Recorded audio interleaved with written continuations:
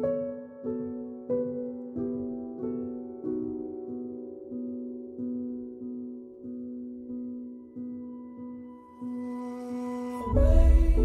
up broken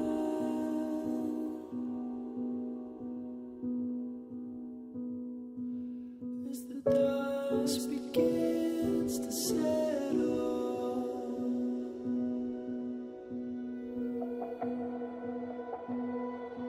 Eyes wide and fists clenched.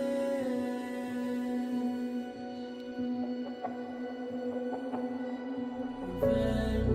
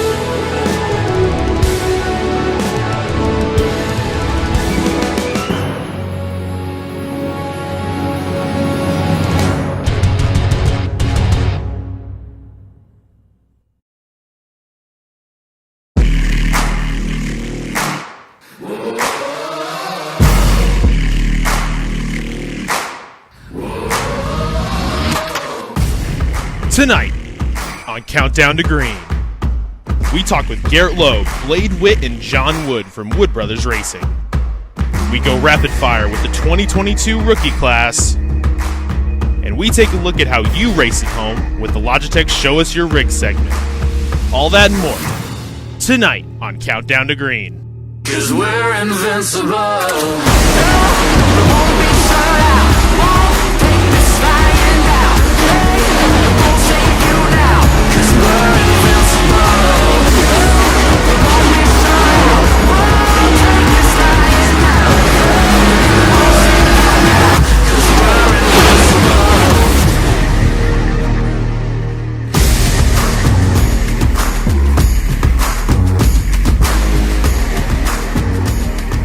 Welcome to the eNASCAR Coca-Cola iRacing series. This is Countdown to Green, and we are getting ready for the World Wide Technology Raceway track tonight, and it's an inaugural one. I'm your host, Camille Salazar-Hadaway, and joining me is Alan Cabana, and we got a familiar face, but a different one for Countdown to Green. Blake McCandless, welcome. I heard Brandon was a little bit scared that he may be losing on our picks. I wouldn't be shocked about that. Yeah. I know Brandon's a pretty competitive person, so it doesn't shock me in the slightest if maybe he was bowing out here a little embarrassed, but that's okay. Prettier face right here anyways. Blake, It's awesome to have you. It's a fun night, too, because we get to see World Wide Technology Raceway for the first time before the Cup guys in the real world on Sunday get to do it. We get to see it here tonight in the Coke Series. It's going to be great.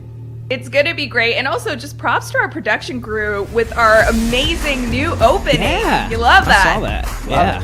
I love it so much. But what you know I love more is catching everyone up on everything that happened in Charlotte. Let's take a look.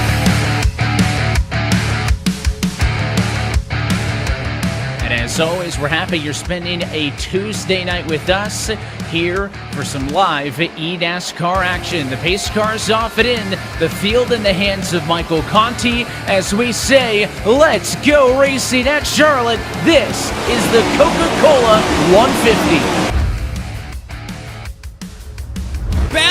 Slide. Oh, Bowden's up into the wall as he overcorrects, slides back down into the field, and I imagine that will be a caution as you see them wrecking smoke everywhere. Logan Clippett's involved. Zach Novak looks like he's able to just scrape by. On the pit cycle, everybody going for 4 fresh Goodyear tires, and Michael Conti able to maintain the race lead. Sunset action, track changing, the conditions will cool off a little bit, but also sunset, depending on the angle, could make viewing a little bit difficult. If you get it into the windshield, you can see the sun reflected off of the racetrack right there. It's just tucked behind the grandstands, and your race leader, Casey Kerwin, to pit road, James. Boos on the outside, though, going to get a little bit of a run, and I think Boos is done saving. He's going to try to take the lead in turn 3. New race leader with 5 laps to go. Busa leads his first lap of the afternoon at Busa.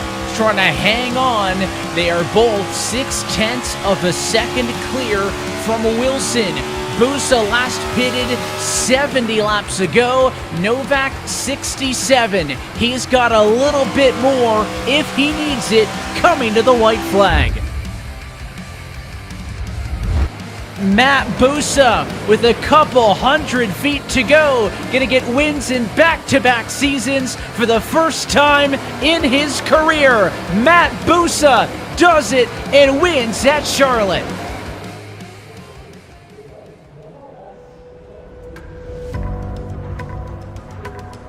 Back-to-back wins. I'm pretty sure Matt is just living it up right now. Right, Blake? Oh, absolutely. After you win one of these races, especially the way he did it, being able to save fuel and outthink everybody, it's got to feel good to win that way. Absolutely. Yeah, and that was my thought on the Charlotte race, is that this league, heck, this championship comes down to more than just speed and setups. That's what we saw in Charlotte, right? I mean, there were plenty of cars faster than Matt Busa last week, but brains and strategy won out. For him to win it the way he did, that was a decision you have to make early on in that race, or at least early on in the run, well before the finish. That was a strategy decision for him to do that, and guess what? in the playoffs now. So it's more about speed and setup. It's about strategy as well. That's why I love this league and how this championship battle is shaping up. Well, Blake, we heard Alan's thoughts. What were your thoughts on Charlotte? Well, I think you have largely the same takeaways here, but there is more than one way to earn a playoff spot, and Alan just kind of touched on it. It's not just raw speed that's going to get you there. Obviously, you can get in through points. We're getting to the point now that it's looking like a win is going to be necessary to get in, but there's so many different ways to approach these races, to attack these races from a speed and a strategy perspective that there is certainly more than one way to earn your way into these playoffs, and Matt Busa proved that last week at Charlotte. There is more than one way, but you mentioned the points, so we got to talk about the point standings. Certainly so, Camille, as we'll take a look here at the point standings. You can look at them right there. Nick Ottinger and Michael Conti, your only multiple-time winners this year in 2022. And looking a little bit further down the order, a couple of drivers pop out to me in particular. You see Blake Reynolds and Taylor Hurst right there.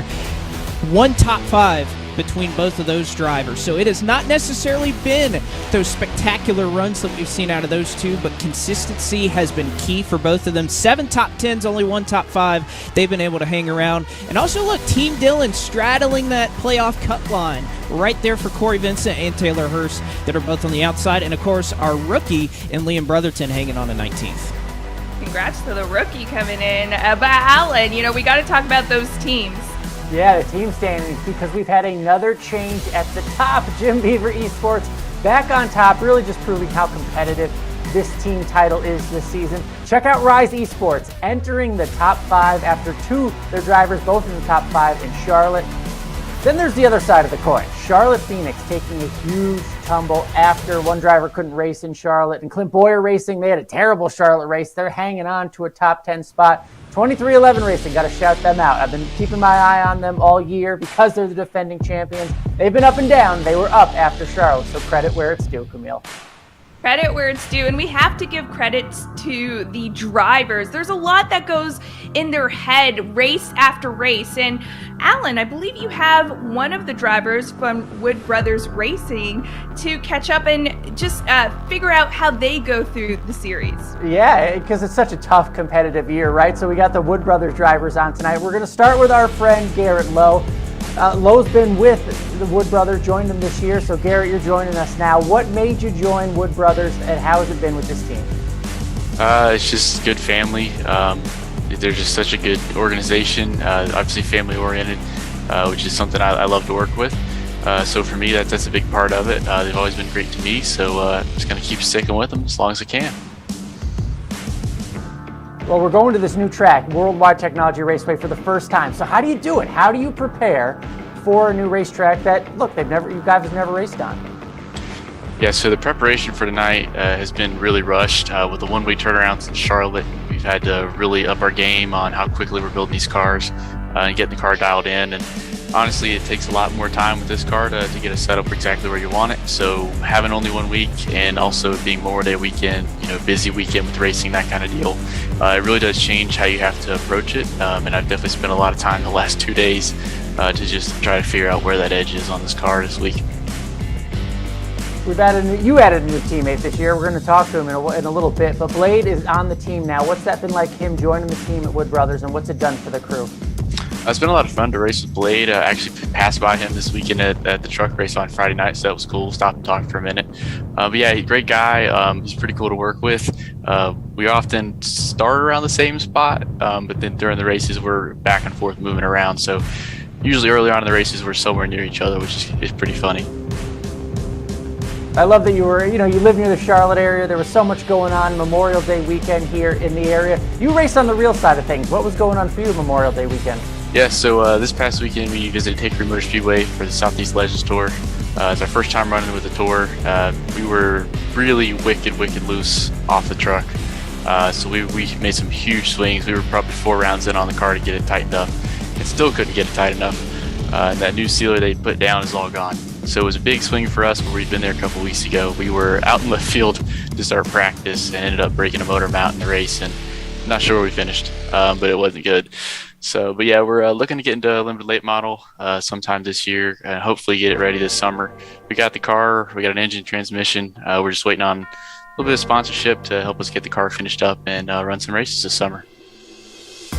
If there's one thing we know, it's racing luck, whether in the real world or here in the Coke Series. So driving those Legends cars, how do they compare? How does it help out driving on the east side of things? Yeah, so I've been racing Legend cars for the last 4 years, and prior to that, I raced Bandoleros for about 2.5. Won a championship in the Bandolero in 2018. I moved to Legend car in the spring of 2018. And then last year won the road course world championship in semi-pro and decided to move to the pro division for 2022. Good stuff, and good luck tonight. We're going to talk to your teammate and your team owner coming up later. But Garrett, thank you for joining us here tonight. I love that. Garrett did mention a late model, but Blake, I have to look to you because I feel like you have a race coming up. We do. This Saturday, we're going to be racing at Hickory Motor Speedway, the number 71, Landon Huffman Racing, Jason Smith Limited Late Models. So ready and excited to get that going here in a couple of days. It's a lot of fun. We went out and tested last week, and we were pretty close to Huffman's pace. So who knows how it'll go when we get there. We get other cars on the track. But, yeah, I'd have to echo what Garrett said there, that the sim definitely helped flatten the learning curve. Showing up to the racetrack and having some laps in the sim definitely helped being able to get up to speed for sure. So we're going to have to look into updates after you do that one. Maybe Brandon won't show up next time and you could come back to Countdown to Green and let us know. But, you know, these racers in this series, they go through so much and they really are the best of the best. But we're also giving opportunities to other racers to race against them. Let's talk about the Road to Pro Round 1. Well, here in this Road to Pro qualifying iRacing series, Camille, this is something that I went through last year, and it is a long and grueling process. We just completed the first round of that qualifying series. If you're running in these trucks, you could see a little bit of Dover here that was recently run. They closed things out at Charlotte here this past week. So 70 drivers out of over 1,000, Camille, over 1,000 drivers that started this season. We've narrowed it down to 70, and out of those top 70, we'll take a couple of weeks off, we'll reset the points, and we'll start them all over again and move forward to round 2. Going to be another set of races there, an entirely different season, and out of those 70, we will take the top 20, and they will have the chance to compete against the bottom 20 drivers from the eNASCAR Coca-Cola iRacing Series this season, and they get their chance to try and make this series in 2023. That's an amazing opportunity for these racers. I feel like it's also very intimidating because there is a lot of money on the line for them as well.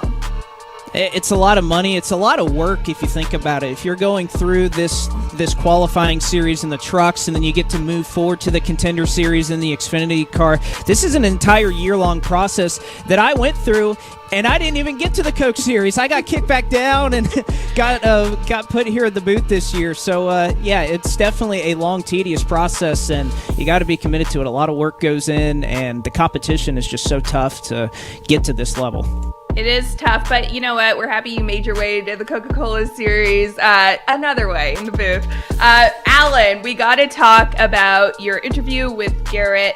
He mentioned Blade, Whitt, and I believe you have Blade on standby. Yeah, it's always fun to talk to these drivers. I mean, thinking about that ladder that they just climbed that Blake explained, it's so impressive. That's why I love talking to the drivers here. And we have Blade Whitt, the other driver for the Wood Brothers.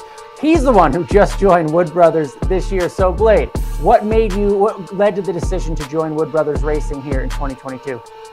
I was really just looking for somewhere different. I really, in the racing process, I kind of valued finding like a real NASCAR team compared to maybe some of the esports stuff a little bit. But, you know, there's pros and cons to every situation. But, I mean, you know, I've always enjoyed watching the Wood Brothers race and everything. I feel like it was a good fit this year, and you know, I'm glad to represent them and everyone. You know, it's been really nice working with John Wood so far this year. You know, he runs a lot of the stuff for Wood Brothers, so it's been it's been good on that front so far this year. Can't help but notice you are a Virginia boy joining the Virginia team of the Wood Brothers Racing. So now that you've had a few races in, we're more than halfway through the regular season. How do you sum up 2022? How's it gone for you? So I feel like early on in the year, we really, as a team, kind of struggled on the speed front a little bit, but we were able to get those kind of finishes, that would keep, I was in a decent points position probably after 3 races in, and, we got good finishes, even though, not great finishes, just decent finishes, especially for the speed we had. And, and then as we moved on to like Richmond and Bristol Dirt and those kind of tracks, I feel like we had that luck kind of started to fade a little bit. I feel like I had a good car at Bristol Dirt. I was running in 8th place whenever we got damaged there early on. At Richmond, it's just bad luck. And then, in the past couple weeks, I feel like we've started to pick up on the speed front a little bit, and the luck wasn't there at Kansas for a little bit. I got damaged early, but last week at Charlotte, finished 11th. And I feel like that was a good kind of shot in the arm for our team. But going forward, I just I want to keep, making gains on the speed front, and I feel like we've started to do that, and then just pair that with some luck, and I think we can start, fighting our way forward in the points a little bit as we go forward. Yeah, good luck. Good assessment of 2022 so far as both of the drivers at Wood Brothers look for a championship. Who can give us the best assessment? Maybe the team owner himself, John Wood, who's joining me now. John, thank you so much. Let's go back though. Wood Brothers, you guys were the first NASCAR team, really the first team in general, to join this series, this form of it, the organization type series that going forward. What was your vision way back then, joining up like this? It just seemed at the time that esports was beginning to grow as a very popular venture. There were a lot of different leagues that were growing that were just seeing exponential growth. It was non-existent really in the NASCAR space. As far as there being actual cup team involvement, it just wasn't such a thing. We go to Homestead for the final race of the year, and Steve Myers was there, and he kind of pitched the idea and said, how would you feel about joining up as one of the teams, and we actually have real team participation? And I'm like, yeah, it works for me. And one of the things that I had remembered, because I was in iRacing myself, there wasn't a way to use real door numbers like the font that actual cars had, and that bothered me. And he's like, well, I don't know how we can do it, but we'll work on it. And sure enough, a month later, it was the new thing. That was something that I thought was important, and I'm super glad that we did it. It's the growth. Obviously, it took COVID to kind of jumpstart things and really kick iRacing and esports as a whole into the mainstream. But it was still a big deal prior to COVID anyway. And I'm proud to have been a part of it, and I'm glad that it's grown like it has. Yeah, it's been a great journey, so you made a great decision to be a part of all this. Let's talk about your drivers. We heard from both of them. I want to touch on Garrett because he has been with your team for 3 seasons already. What makes him so special? Garrett has been the easiest to work with from day one. His performance is there. He's a top-notch driver, but what I like the most is his ability to just do his own thing. He's not high maintenance. He just goes and races. And you'll ask him, I throw bonuses at him left and right, not because he does well, but just because he's so easy to work with. And I dread the day that somebody else comes along and takes him from us, because he's just been a delightful driver to work with.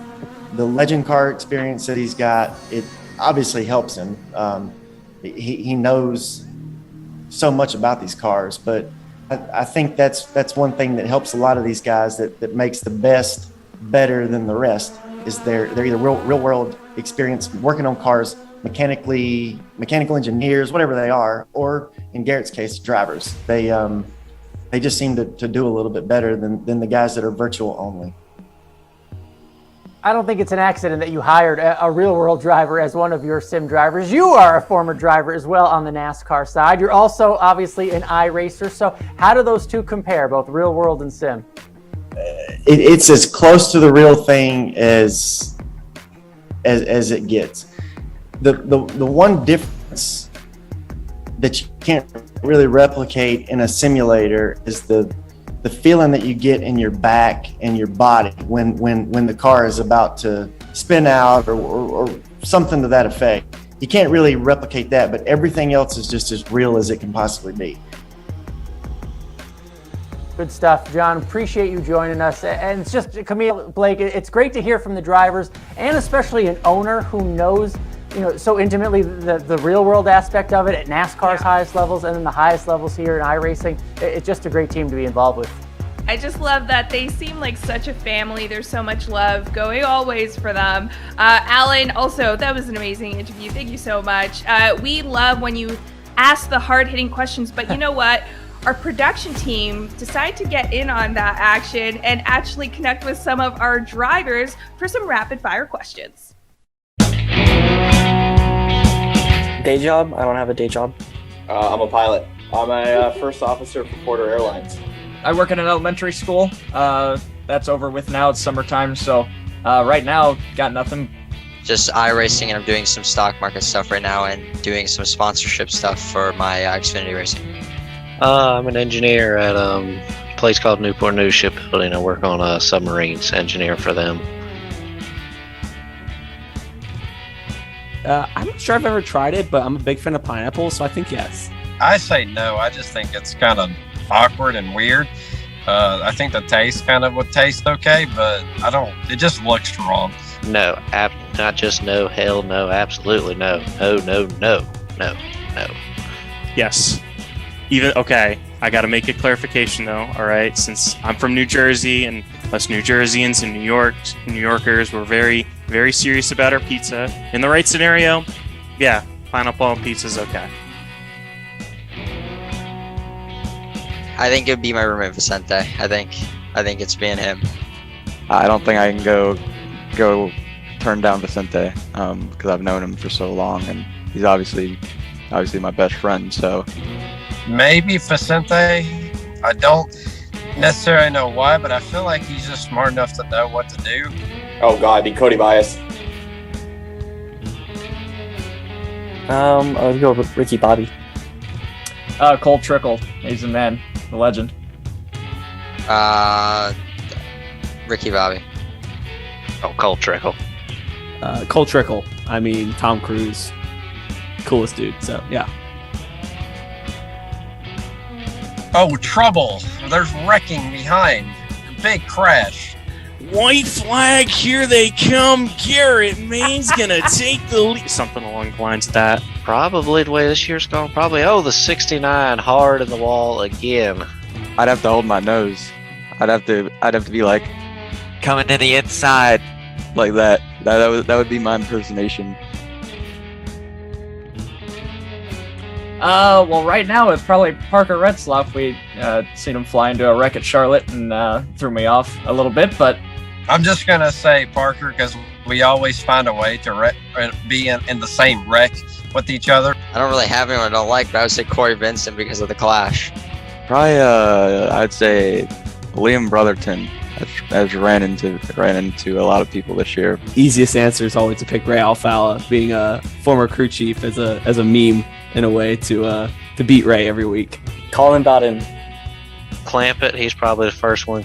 Yeah, I would just say him first, and then that's a long list though. I don't really like a whole lot of them.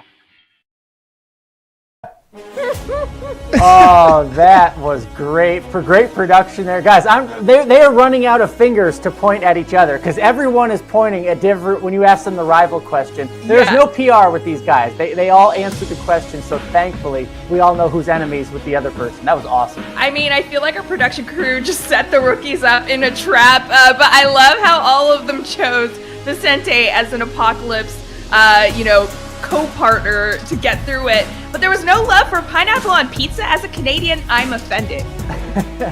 I'm not a big fan of pineapples on pizza, but the one thing I got to comment on, because this is something I take to heart, is the Evan Pasoko impersonation, because some of them were pretty close, some of them were far off, but every once in a while you just got to get it going, get a little bit of the nasal up there, and let's say, let's go racing from World Wide Technology Raceway, and just kind of let it out. Blake, I am fearful for you when you head into the race next to Evan, because I'm getting word that he might have stormed out of production. Well, the great thing is I could just cover for him, and I don't know, half the audience may not know. They may not know the difference. Hey, we can get one of the drivers to do an Evan impression, clearly, because they do it so well, I guess. They do it so well, and you know what? Maybe at home, people should submit their Evan impressions, but you already submitted your Twitter rigs. This is Show Us Your Rig, my favorite segment, and of course this is brought to you by Logitech. This is where we get to see your rigs at home, and we're starting off with a really large screens. Three of them! Triple screen, the wraparound dual wheels there. I mean, he is prepared there, Burkhart. Good job. Oh, we have a little bit more of a simple setup, right, Blake? Yeah, this is a simple setup. This is actually my twin brother, so he is racing from his barracks room.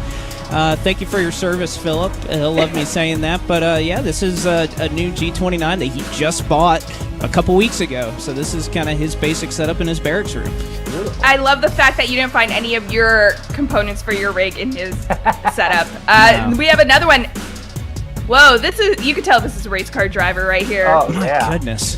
Look at that. Red Bull. The aesthetic of it is perfect. That light, production, he's got it all on point there. Triple screen, too. All right, let's go to the last one here. And all right, hey, everyone needs to start somewhere. However it works, whatever gets you to the finish line. If that works, Blade, that's your rig.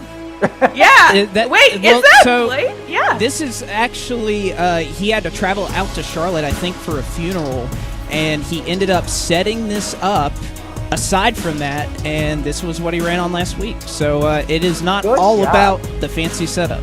No, it's all about getting it done, getting the connection, and putting it, in victory lane however you can. It's awesome.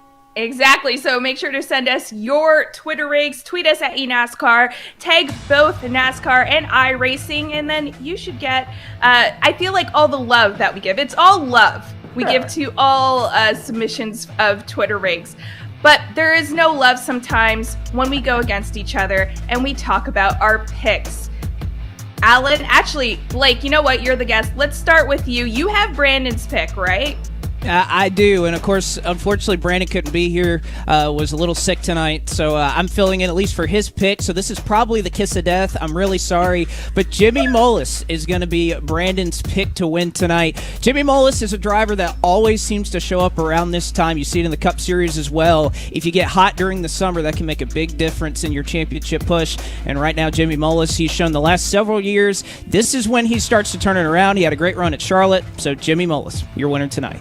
All right, good luck with that one, because we know Brandon has a track record here. Alan! Yeah, look, we're at a new venue tonight. I try to do my research. I try to look up some historical things whenever I make my picks. Not this time, it's like throwing darts, so I'm going with what I know. Nick Ottinger, Autoboss, right? They call him. He's got victories this year. I just like, maybe he doesn't get the victory, but he's going to deliver a good finish. He's going to help me climb the standings and catch up to Camille. Plenty of time left. Come on, Nick, let's do it. Well, Alan, I don't know about catching up to me because I also chose Nick Ottinger. Y'all, I feel like y'all do this every week.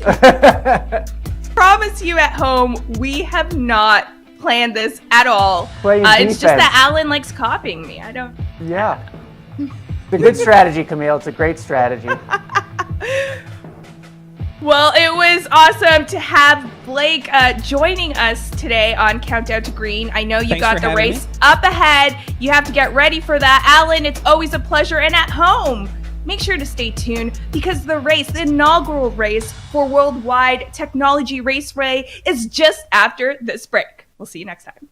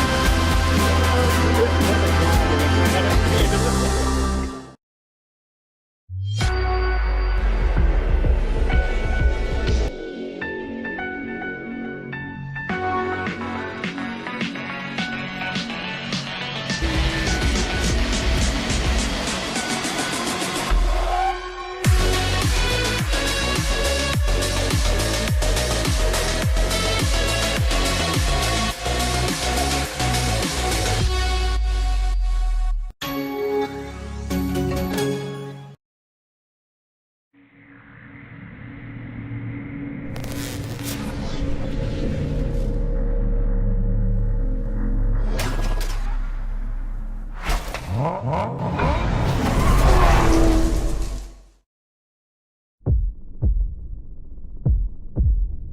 age, your name, your trophies. None of that matters this season. Just what beats under your hood.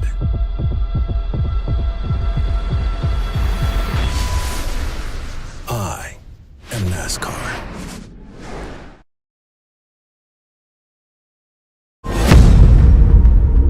This is virtual racing with real life stakes. My expectation of making this championship before. Ray Alfala, it's for sure a threat to the competition. My number one goal is to get back in victory lane. I'm gonna just go out there and control what I can control.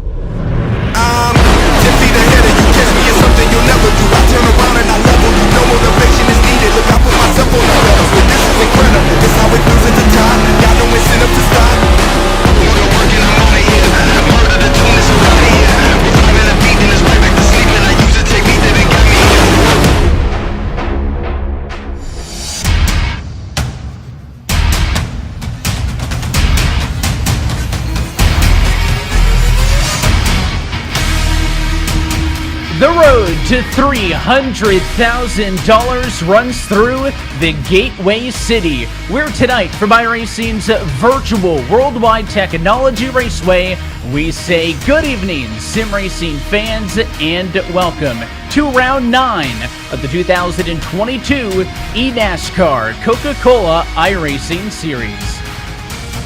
And happy as always that you're spending a Tuesday evening with us for our one and only back-to-back race of the season. It feels like just last Tuesday we were with you as we bring you up into the broadcast booth alongside myself, Evan Pasoko. Happy to be joined as always by Blake McCandless, who's doing the double tonight. Blake, disappointed I didn't hear a side-by-side out of you during pre-show, but there's time. We'll have 120 laps. We'll let you get one in. This is a unique challenge. You guys just talked about it for 30 minutes. Another new track for these Coke Series drivers to tackle our first time here on the outskirts of St. Louis.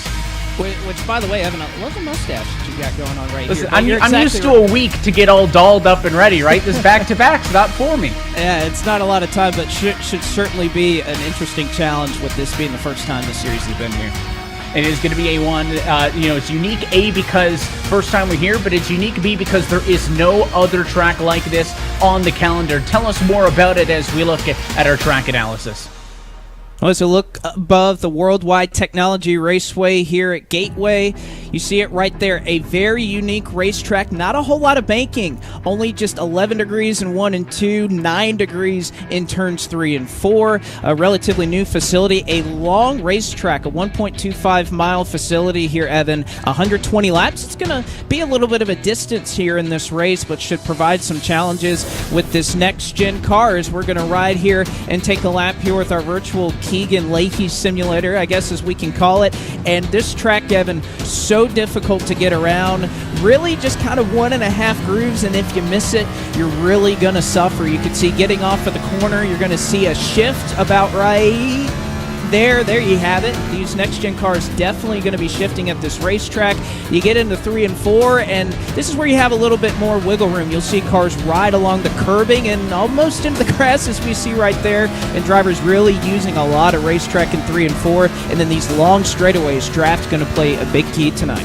In turns 1 and 2, obviously the banking a little bit different than 3 and 4, but it's actually a bit of a wider turn at one end of the racetrack, tighter at the other end, so maybe some characteristics to Darlington, but the car's going to drive different at each end of the racetrack. But enough of getting you ready, let's go trackside to get tonight's action kicked off and hand things over to track owner and CEO Curtis Francois for the most famous words in motorsports. On behalf of World Wide Technology Raceway, gentlemen, start your engines!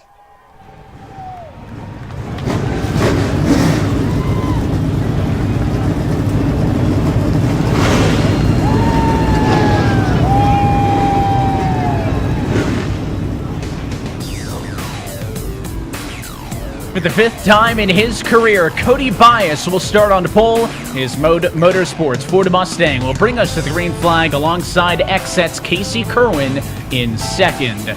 Alan DeBose in the Space Station Gaming entry will start 3rd alongside the Charlotte Phoenix number 48 of Graham Bolin. Williams Esports and Vicente Salas get a top 5 starting spot alongside the birthday boy, the William Byron Esports Chevy of Logan Clampett. Dylan Alt's number 40 machine for Letard Esports will start on the inside of row 4 alongside the 2311 Racing 45 of Keegan Leahy. The second of the William Byron Chevrolet's Nick Ottinger inside row 5 starting 9th. He's alongside the team Dylan Esports 33 of Taylor Hurst. Looks like the pep talk worked for Garrett Lowe for the Wood brothers. He'll start in 11th. Bobby Zielinski to his outside for JGR will roll off from the 12th spot. 13th will go to Dylan Duvall for Stuart Haas Esports. 14th, the E-Racer entry of Colin Bowden. 15th starter will be the other Wood brothers entry in Blade Whitt. 16th will go to 2311's Mitchell DeYoung. 17th for Elliott Sadler Esports, it's Garrett Mays next to Femi Olot, your Daytona winner this season. In 18th for Clint Boyer Racing. 19th to Rise Esports is Zach Novak. And Michael Conti, strong run last week, but he'll have to come from 20th for Junior Motorsports. Halfway home, you'll find the RFK Racing forward of Parker Retzlaff alongside the Letard Esports 36 of Brian DeBacurio. Ryan Luza in his number 4 XSET entry going to be alongside the second of the Charlotte Phoenix cars. That's the 43 of Colin Keister. Blake Reynolds in the team-leading Jim Beaver Esports entry 25th tonight alongside the Rise Esports fueled by Sudoku 46 of Jimmy Mullis. Corey Vincent will start 27th tonight for his Team Dylan Esports entry. He'll be alongside the Elliott Sadler number 2 of Liam Brotherton. Brian LaPrade and the 88 for Junior Motorsports, and Malik Ray in the 7 will make up row 15. Your last 2 drivers to make time, Evan, Caden Honeycutt for Roush Fenway Keselowski and Ray Alfala in 32nd for JGR. Then you look further back, Stephen Wilson for RFK, no time posted in qualifying, 33rd. Derek Bordeaux, who was confident coming in, 34th for E-Racer. 35th to Donovan Strauss for Williams Esports, 36th for iRacing Motorsports and Nick Shelton. We talked to him last week. Michael Guest going to have to come from the back here in 37th. Derek Justice for iRacing Motorsports in 38th. And Matt Busa, last week's winner, Caboose on the field this week, starting 39th for Mode Motorsports. It is a mixed bag for Mode Motorsports tonight, but I'm sure the team boss Kyle Long is happy to see Cody Bias on the pole tonight. And let's bring in the 3rd member of our broadcast team, James Pike, who's dialed up your pole sitter on the radio. First pole of the season for the Myerstown, Pennsylvania native. And Cody, we were talking just a little bit ago, and you told me that you had about 30 minutes of qualifying practice in this trim before you went out and threw down your laps. So where on earth did pole speed come from with that little time to practice it? It's a great question. Just a great car. I mean, everyone who puts in the amount of hours each and every week on these things, and supports us with, Motorsports, Kyle Long, Joe Rodriguez, everybody who has a hand in this. I mean, it says something about how good these cars are when I can just show up for qualifying, like I said, about 30, 40 minutes ago and put it on pole. So they make my job look pretty easy, and we'll try to stay up here. I don't know how confident I am in the race trim, but we'll do our best.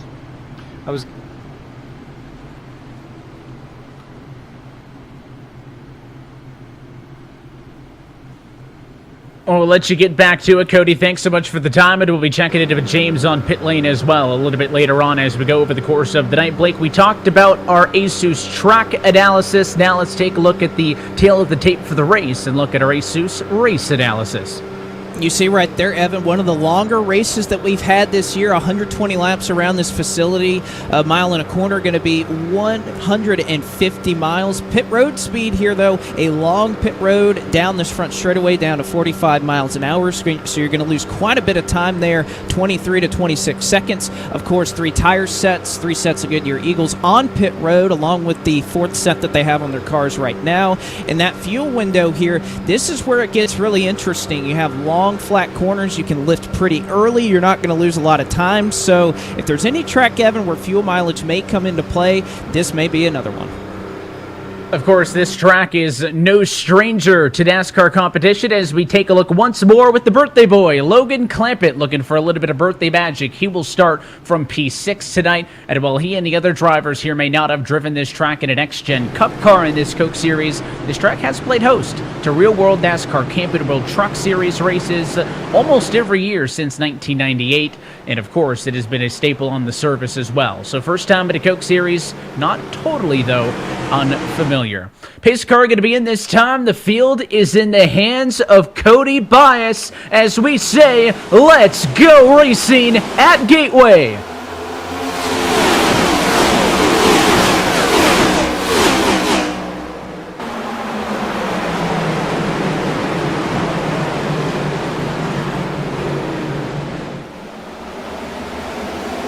And your top three single file, first time off at turn number 2. 48 of Bolin going to shake off Alan Bose. He's up a spot early. And Bose now on the inside of a challenge from the 19 of Vicente Salas. That Chill Blast Williams Esports Toyota unable to make it stick on the outside of turns 3 and 4. So the 48 car stays in the number 4 spot. Up front though, Cody Bias, your pole sitter, leads lap 1.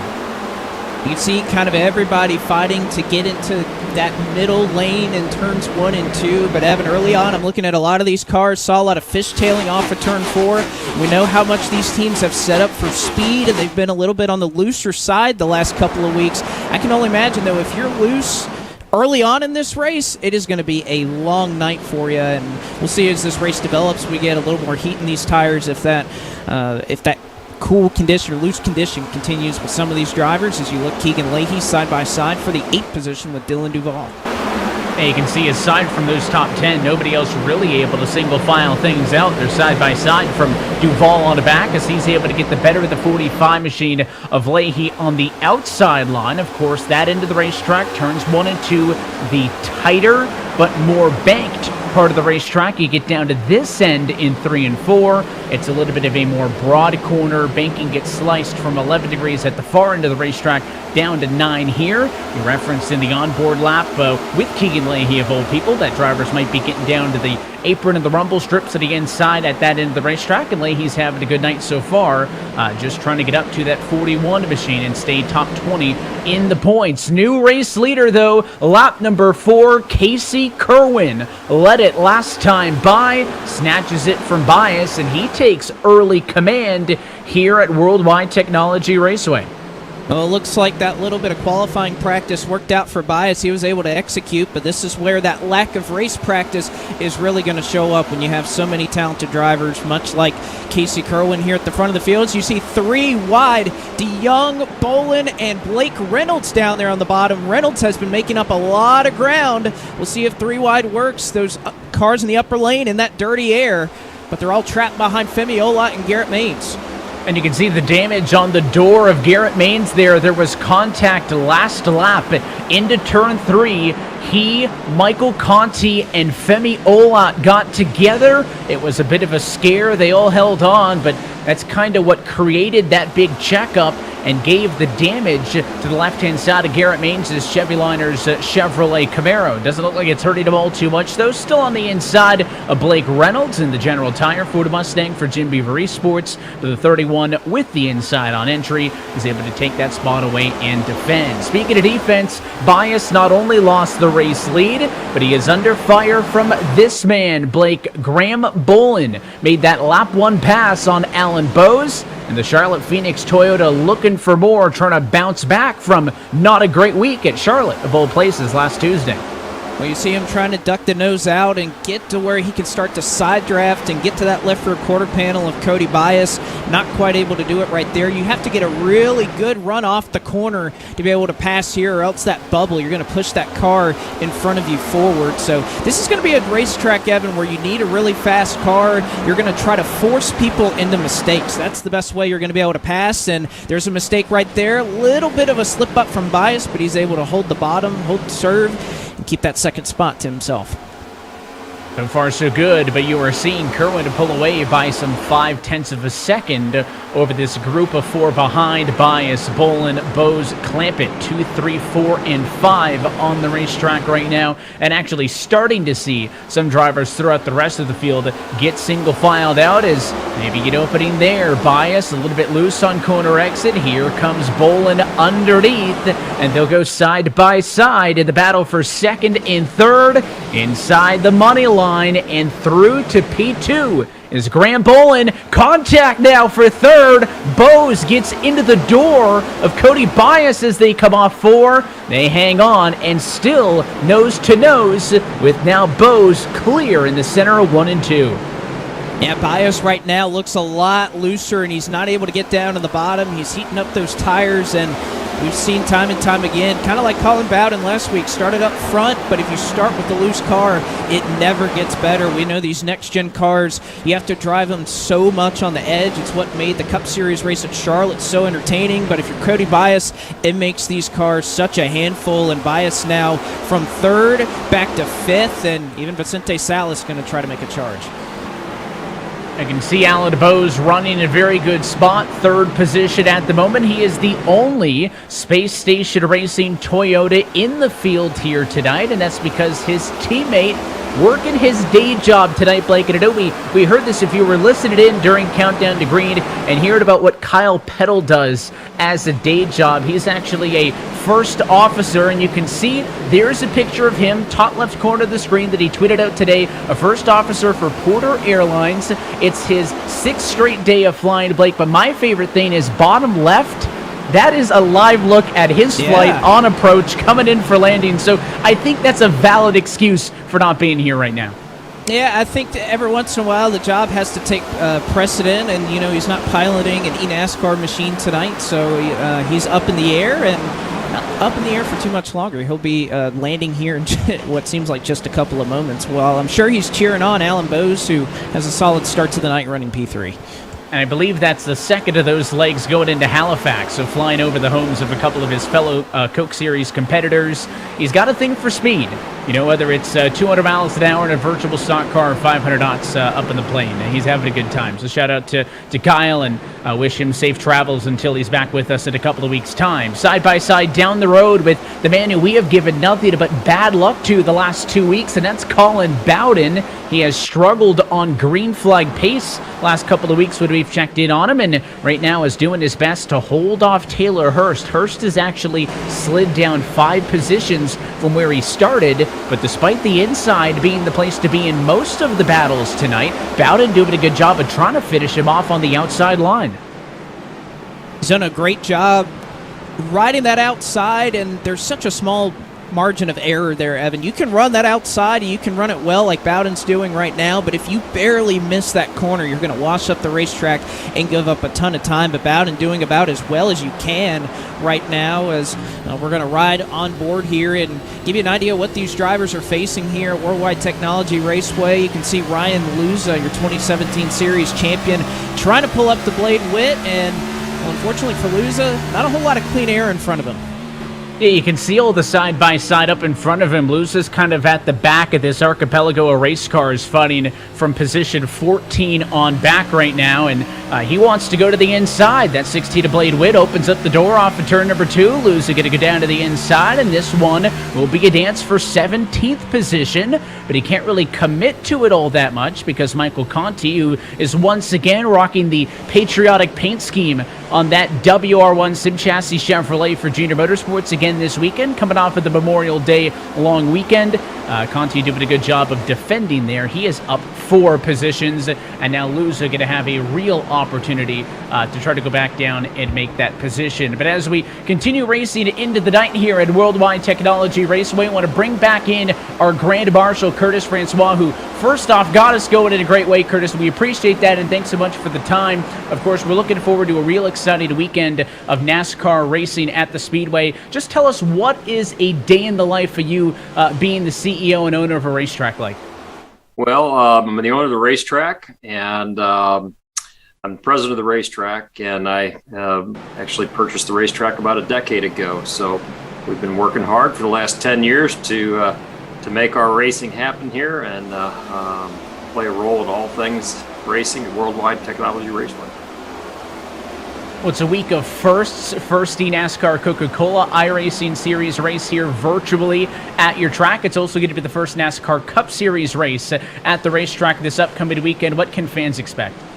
Well, anybody that's been to World Wide Technology Raceway in the past knows that we are a fan-first racetrack, and so there will be so many different things going on during the day that is just going to be unique. I think one of them is going to be our Confluence Music Festival. We have over 30 artists that are going to be at the racetrack performing on 5 different stages. I think it's just going to be a great opportunity for fans to engage with the track that way.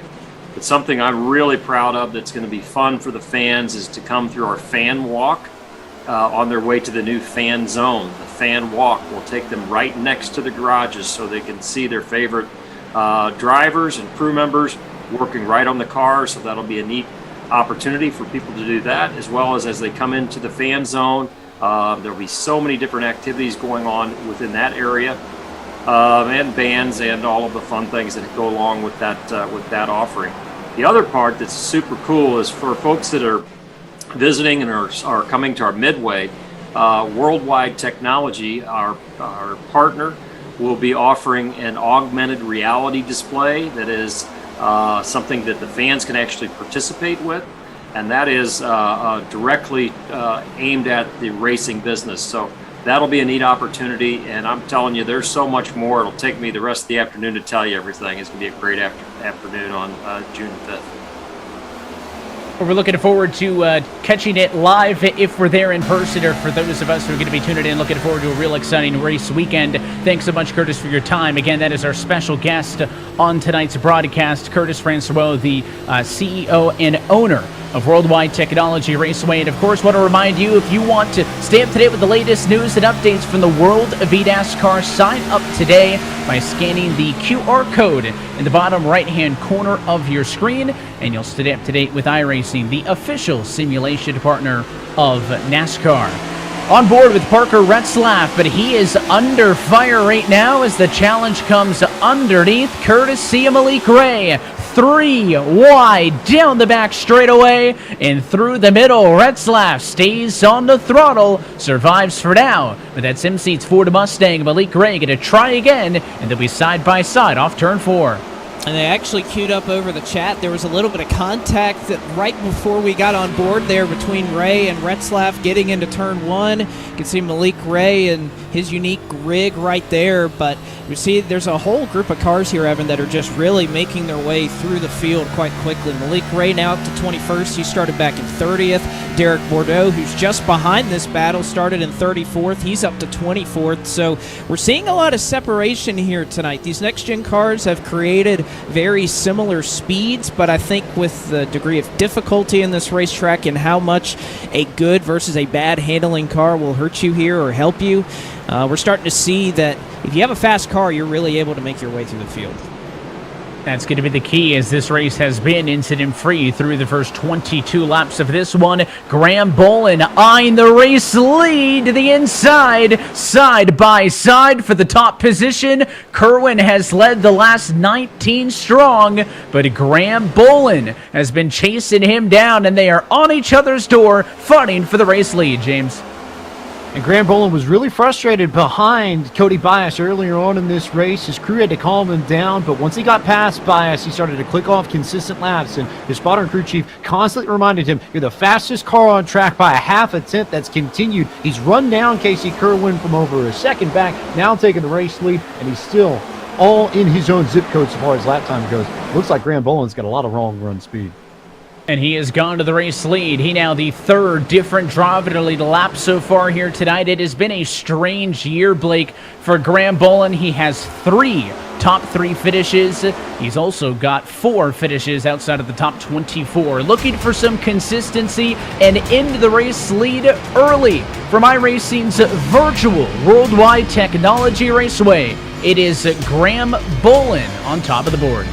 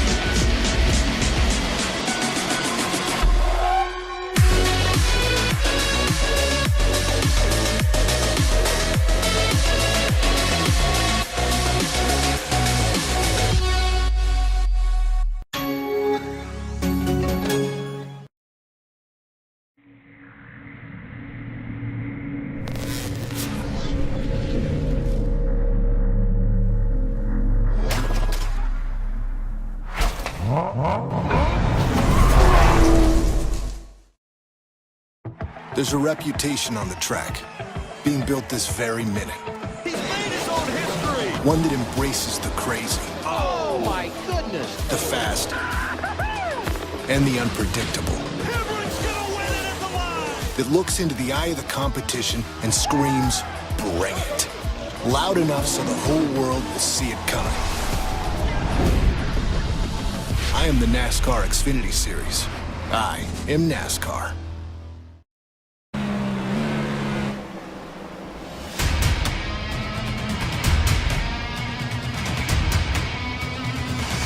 And back live from iRacing's virtual World Wide Technology Raceway, where coverage of tonight's race is brought to you by Coca-Cola, the official fan refreshment of eNASCAR. By Asus, the official PC and monitor of eNASCAR. And by Logitech G. Through design, engineering, and a love of driving games, Logitech G takes racing simulation to another level. Logitech G, the official wheel and pedal set of the eNASCAR Coca-Cola iRacing Series. A good look high above this racetrack in Madison, Illinois, with the St. Louis skyline on the horizon. You're watching race leader Graham Bolin, who was opened up now at 0.8 of a second advantage over second-place runner Casey Kerwin after they made that pass just before we stepped aside for the first time this afternoon. So Bolin, Kerwin, Bose, Salas, and Ottinger inside of the top 5. And if you want to stay up to date with everything eNASCAR, for more information on the series schedule, standings, and even how to be a part of that Road to Pro ladder and drive in this series one day, you can find all of that information and more at iRacing.com/eNASCAR. That is your home for all things eNASCAR Coca-Cola iRacing Series this season. Looking through the field and some of the drivers who have been trying to go up and down. Dylan Alt, you're looking at the Wendy's number 40 Chevrolet right now. He's trying to chase down Logan Clampett's number 97. Somebody else who's had a bit of an adventurous evening is Corey Vincent. Started back in 27th. He's up to 24th. Let's go on board with him with your Coca-Cola onboard camera.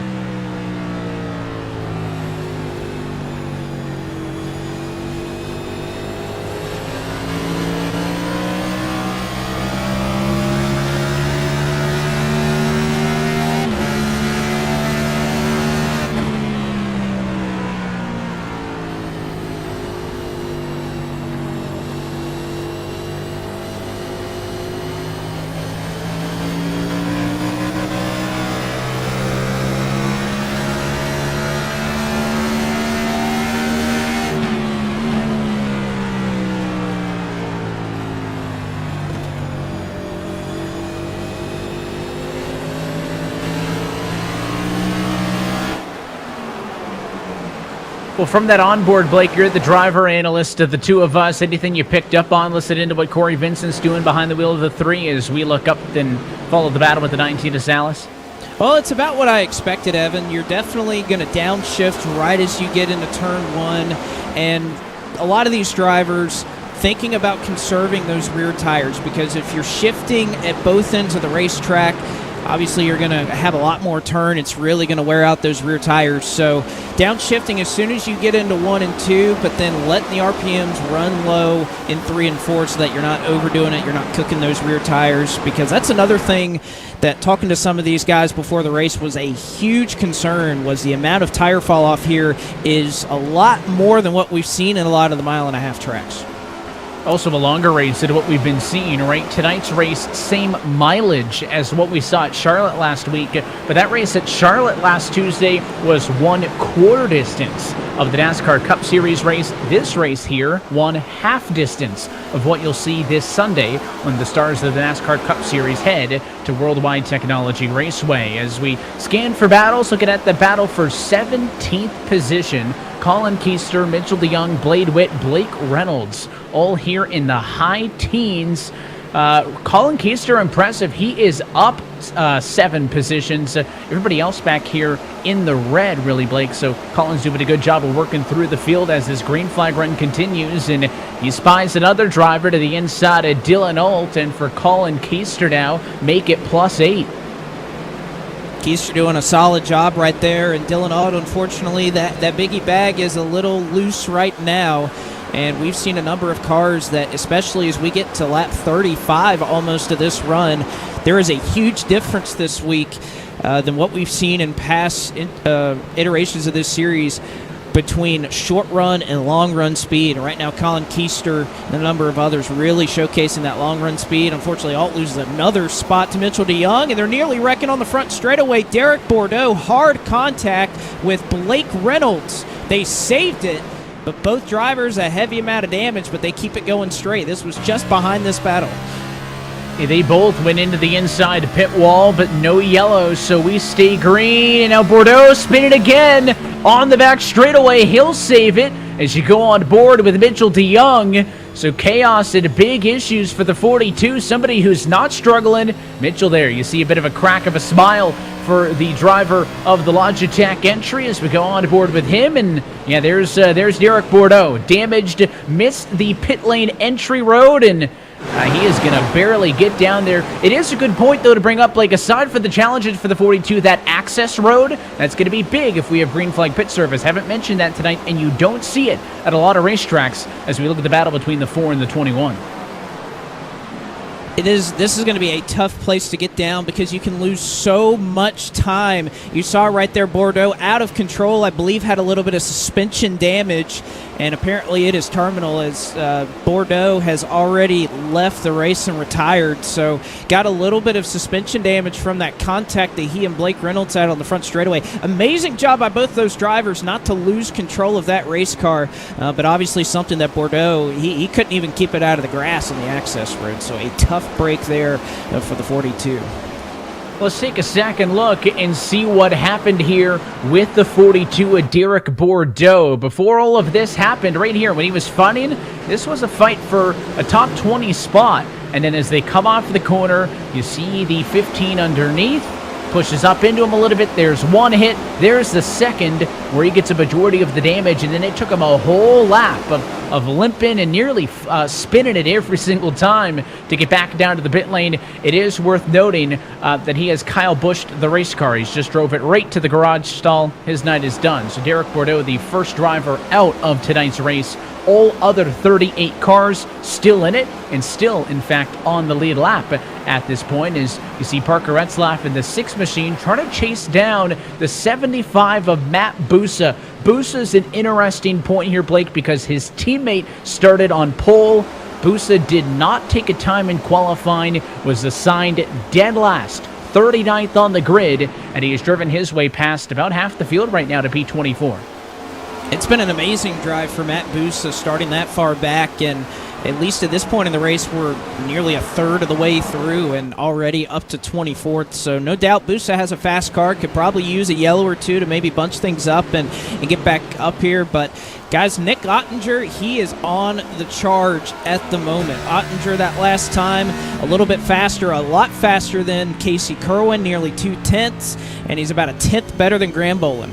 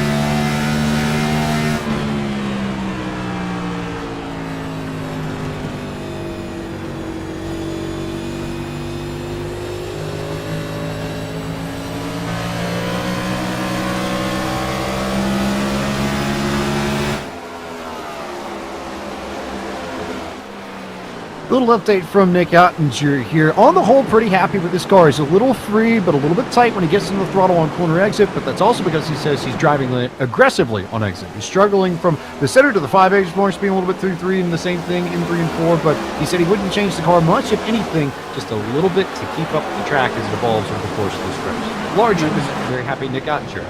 Yeah, it was a good perspective we saw from his Logitech G onboard camera. He's still trying to get around Casey Kerwin as we have a little bit of pit action on the pit lane. That was a quick glance at Liam Brotherton, and Ottinger now way to the inside off at turn 4 as he took a big swing at getting underneath Casey Kerwin, and this time he breaks through. So up to second is Nick Ottinger. That's the highest he's been tonight. And talking about a little bit of strategy, some drivers on the fresh tires working. Garrett Lowe was the first driver to come down pit road. That was 2 laps ago at the 1/3 distance marker in this race. He has lost his lead lap status, but he does have fresh rubber, Blake, and check out the difference as he catches up to some of the cars in the top 5. You're going to see Garrett Lowe here. The tire fall off is drastic here at this racetrack. You can just see blowing by these guys like they're standing still as Garrett Lowe and Liam Brotherton right now, your lone 2 cars that have pit. And Evan, we talked about it in the pre-race show. There are plenty of different ways to try and go to victory lane this year. Well, this is a strategy that they're implementing, so they're going to try to put this race into 3 segments and run 40-lap segments, so they're going to pit twice, and I'm imagining the rest of this field will see them come down in about 15 laps, and that'll be 1 pit stop. I didn't do the math myself, but I would imagine that I just don't know if this is going to work. It's a nice way to do an alternate strategy, and if you get a yellow around lap 70 or 75, this probably works, but interesting to see how this shakes out. So 2 stoppers, at least for Garrett Lowe and Liam Brotherton, but right now nobody else has made their way on the pit road just yet. They are the only takers, and after the 95 of Kerwin got passed by Ottinger, now he has to deal with Vicente Salas. So the Williams Esports Toyota Camry up and underneath, a little bit loose that time for both of those cars off of turn number 4, and the advantage is to Kerwin on the top side, but I just think that 95 struggling on this long run, and there it is. The 19 is through and clear as more takers head down to pit road. That is Dylan Alt on pit road in the number 40 machine. So 3 takers now working lap number 46, and I'm not surprised a guy like a Garrett Lowe would go for something like this, Blake, because he's got a race win. We know how critical that is, but he is the lowest of your race winners, right? He's 15th in the normal standings. That ranks him then 6th in the playoff standings. So if we were to get 5 more race winners at the end of the regular season, there's a chance somebody with a race win gets bumped. Right now, Garrett Lowe would be the lowest and most vulnerable of your race winners this year. So I'm curious if that's an influence on the strategy for the 21 car. Well, it's a catch-22, right? You have that one in your back pocket. It allows you a little bit of freedom to try things like this, but if it doesn't work right now, you're a lap down, and you're exactly right. You're going to fall potentially out of the top 20, and not only that, we've had so many different winners this year, you're going to have to worry about whether they come on back. We'll see Colin Bowden right here, Evan. One of my favorite things we get to see is what does Colin Bowden have in the background or at least tonight, Western Conference Finals, NHL, a little bit of Colorado Avalanche and Edmonton Oilers, it looks like. I will not confirm or deny if I have also been keeping track on the same hockey game as him. But I will say, if you're from the Rocky Mountain State, you're having a good time right now in that Game 1 matchup for the Western Conference Final. Colin mentioned he doesn't watch regular season, but he loves the playoffs. I will vouch as the resident Canadian in the booth. You got to watch playoff hockey, man. It's good stuff. So good to see everybody making use of their time, but it's good news for Colin Bowden that he can't really pay too much attention to it because he's having a decent drive so far here tonight as we jump back inside of the battle, just outside, in fact, of the top 10. Logan Clampett is 11th, and he is the head of this train right now. You got Bias, then Conti, Bowden, DeYoung, all stacked up, even Keister waiting in the wings. So a 6-car battle for what is outside of the top 10 right now. These drivers about 8 seconds off of the race leader. And hard to try and make up a little bit of that time being in traffic, you see a little bit of dirty air coming into play. Cody Bias has really settled in. We saw him lose a number of spots there at the drop of the green flag, but this is kind of where he settled.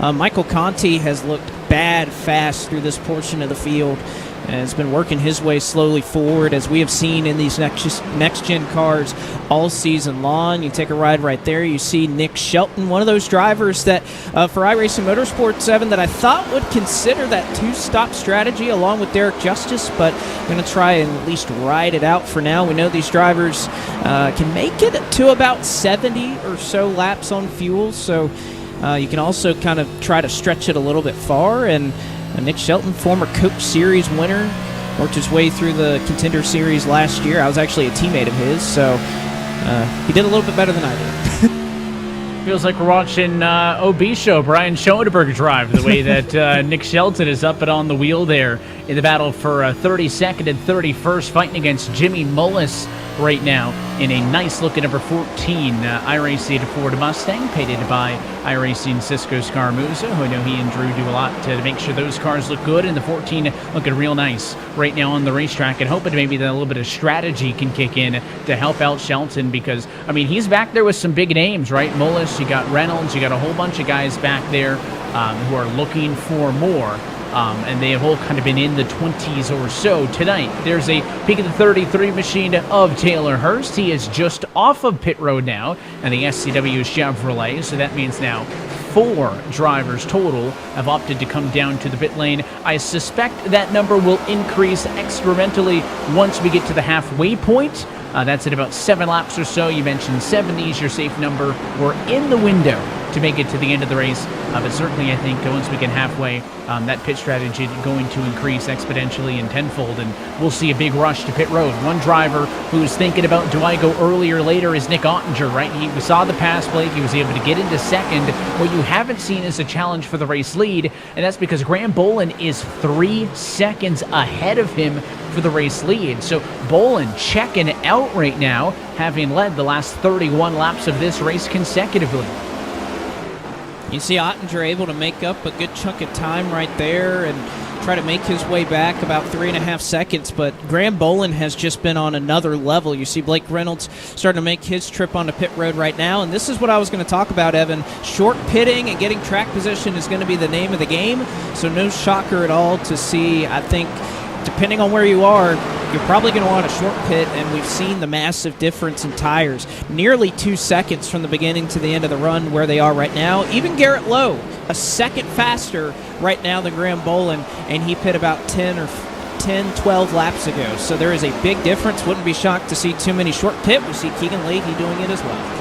Yeah, that's a big pit stop for Keegan Leahy. We talked a lot about him last week, trying to get back and above the relegation bubble. Also going to be coming down pit road this time.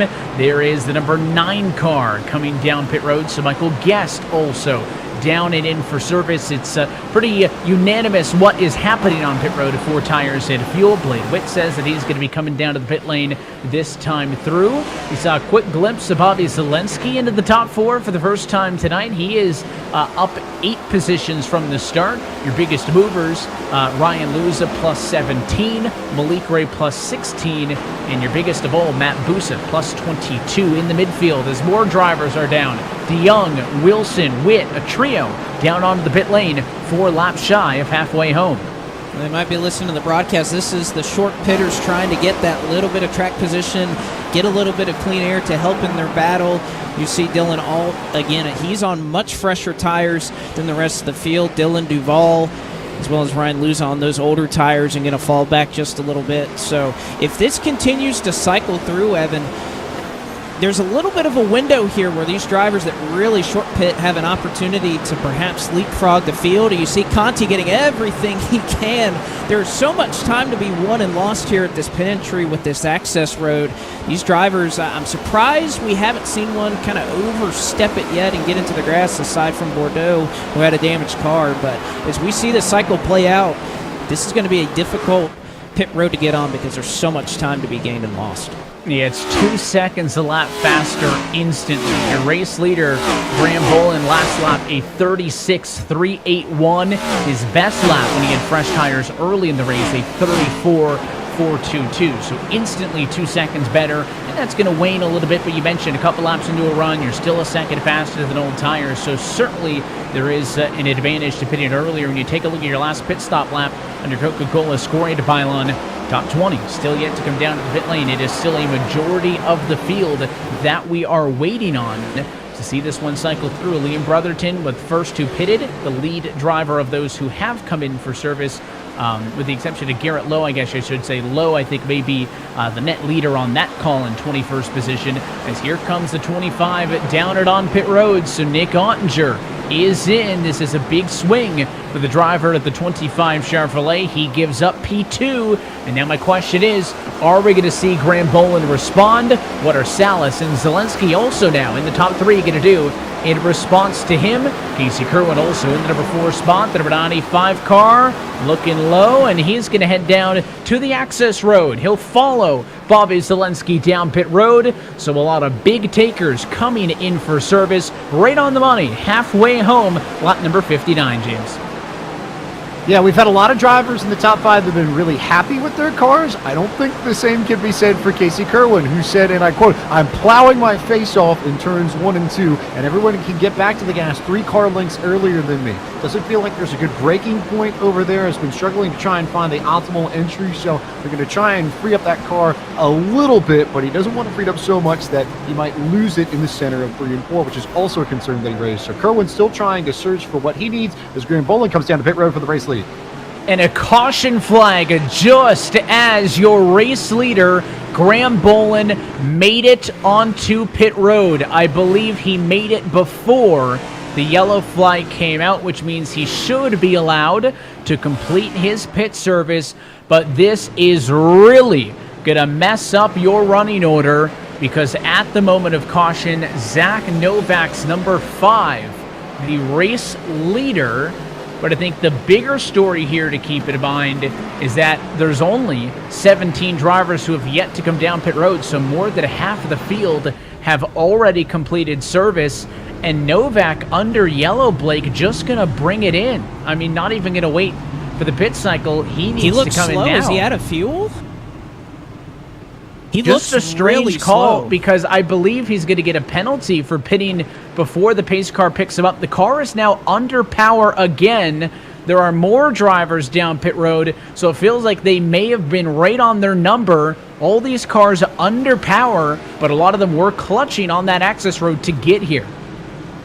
So they're all going to come in, and Evan, this was something that happened. So at the moment of caution, we had a number of drivers. We had Vicente Salas come in after the yellow flag was flown. Same thing for Ryan Luza, Dylan Duvall. We saw Cody Bias actually went around and avoided pit road to not get a penalty, same as Logan Clampett. So I think that's another 3 drivers that they entered a closed pit, so they're going to be put at the tail end of the field.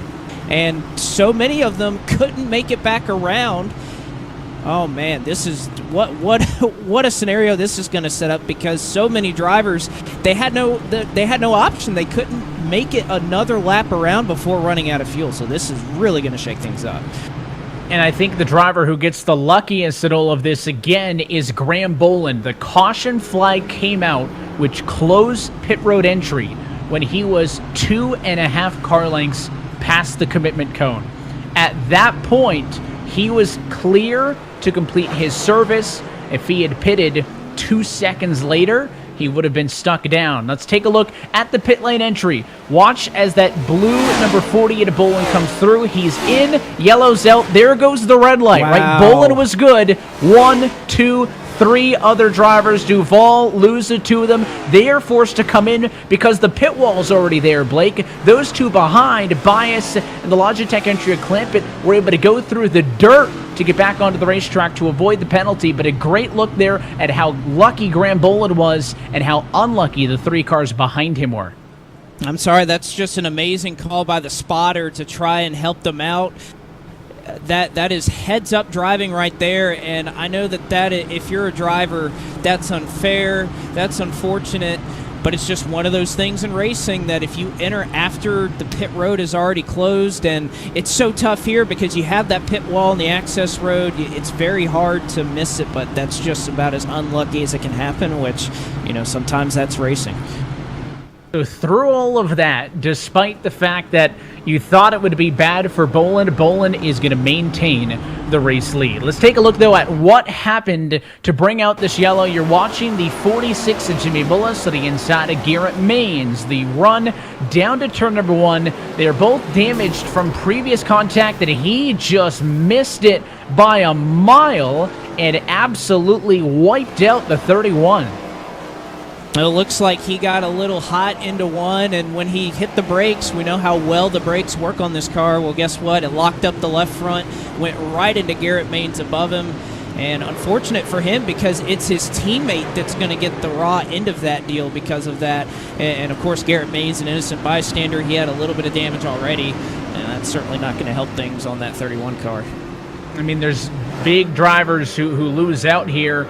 Alan Bose, who pitted 5 laps ago, started this race 3rd. He's now 28th. Casey Kerwin started this race 2nd. He pitted 4 laps ago. He is now 26th. Nick Ottinger, 23rd from a top 10 spot. So those drivers who were on pit road already and gave up a lap by getting that service really get the short end of the straw here, and this has completely shaken up the running order in your top 10. It's Boland, Leahy, Novak, Bias, Clampett, the top 5. And we have 22nd on back that took a wave around to unlap themselves. So they're on old tires. They're catching up to the tail end of the field. You see only about the top 20 side by side. Green flag back in the air as we run down with 56 laps left to go at World Wide Technology Raceway. Boland cleared for the race lead. Here comes Novak inside Leahy in the battle for second. Give it to the 5 Chevrolet. It looks like a lot of the field was still trying to catch their way up, but Boland knew that. He took advantage of it, and he took off early. You see Cody Bias right there, saved by this. Gets a little bit of track position out of it. Clampett, Bias, those two that bailed out on the pit road entry. And also getting a word from race control, there was a little bit of discussion of whether those black flags would be cleared. Tyler Hudson says, no, that's just racing. So those drivers that entered a closed pit, they suffer the consequences of it. Even though it's tough luck, that's just the way it is. It's tough, but I think it's the correct call. Otherwise, they would have gained a significant advantage from pitting under the caution flag. So it's a tough break. It's the raw end of the deal, but it is part of racing, and it's unfortunate that it's going to put those drivers back in the pack. They're going to really need to work hard this second half to catch back up. Haven't talked a ton about Briar LaPrade tonight, but he is somebody else who really benefited from the timing of the yellow. He started this race back in 29th position. He is up to 11th right now and looking for more. Bit of a check up in front of him. That's the 21 Garrett Lowe jumping out of line. Everybody else in unison staying on the outside. LaPrade's done a solid job here, was a beneficiary of that strategy. You see Malik Gray as well, who early on in the race had a lot of speed, got a little bit of damage, but is solidly running right now in the 6th position. We've seen him have a number of strong runs here recently, and there you have it. Garrett Lowe also timed this out well. He actually pitted way early, unlapped himself, and ended up in a good spot to where he's running in 11th. So solidly worked out for Garrett Lowe to be able to gain that track position. And the craziest thing of all, Garrett Lowe only +2 from where he started. Matt Busa behind him, +29 positions. A little bit further up the road, Malik Ray +24. Corey Vincent +20. I mean, there are really some drivers who have lucked out and now have a great opportunity to make something happen with this. As we take a step back and look at the battle for 13th position right now, lose it clear of it all. It's the 41 of Dylan Duvall underneath the 12 machine of Derek Justice, the 17 of Caden Honeycutt in the midst as well, as we go on board with Justice in the 12 Ford up top, trying to hang on, but that 17 machine, good stuff from Honeycutt. Trying to get clear, though, doesn't have the speed he needs down the back straightaway, and the 12 is going to try to hang tight, but for how long?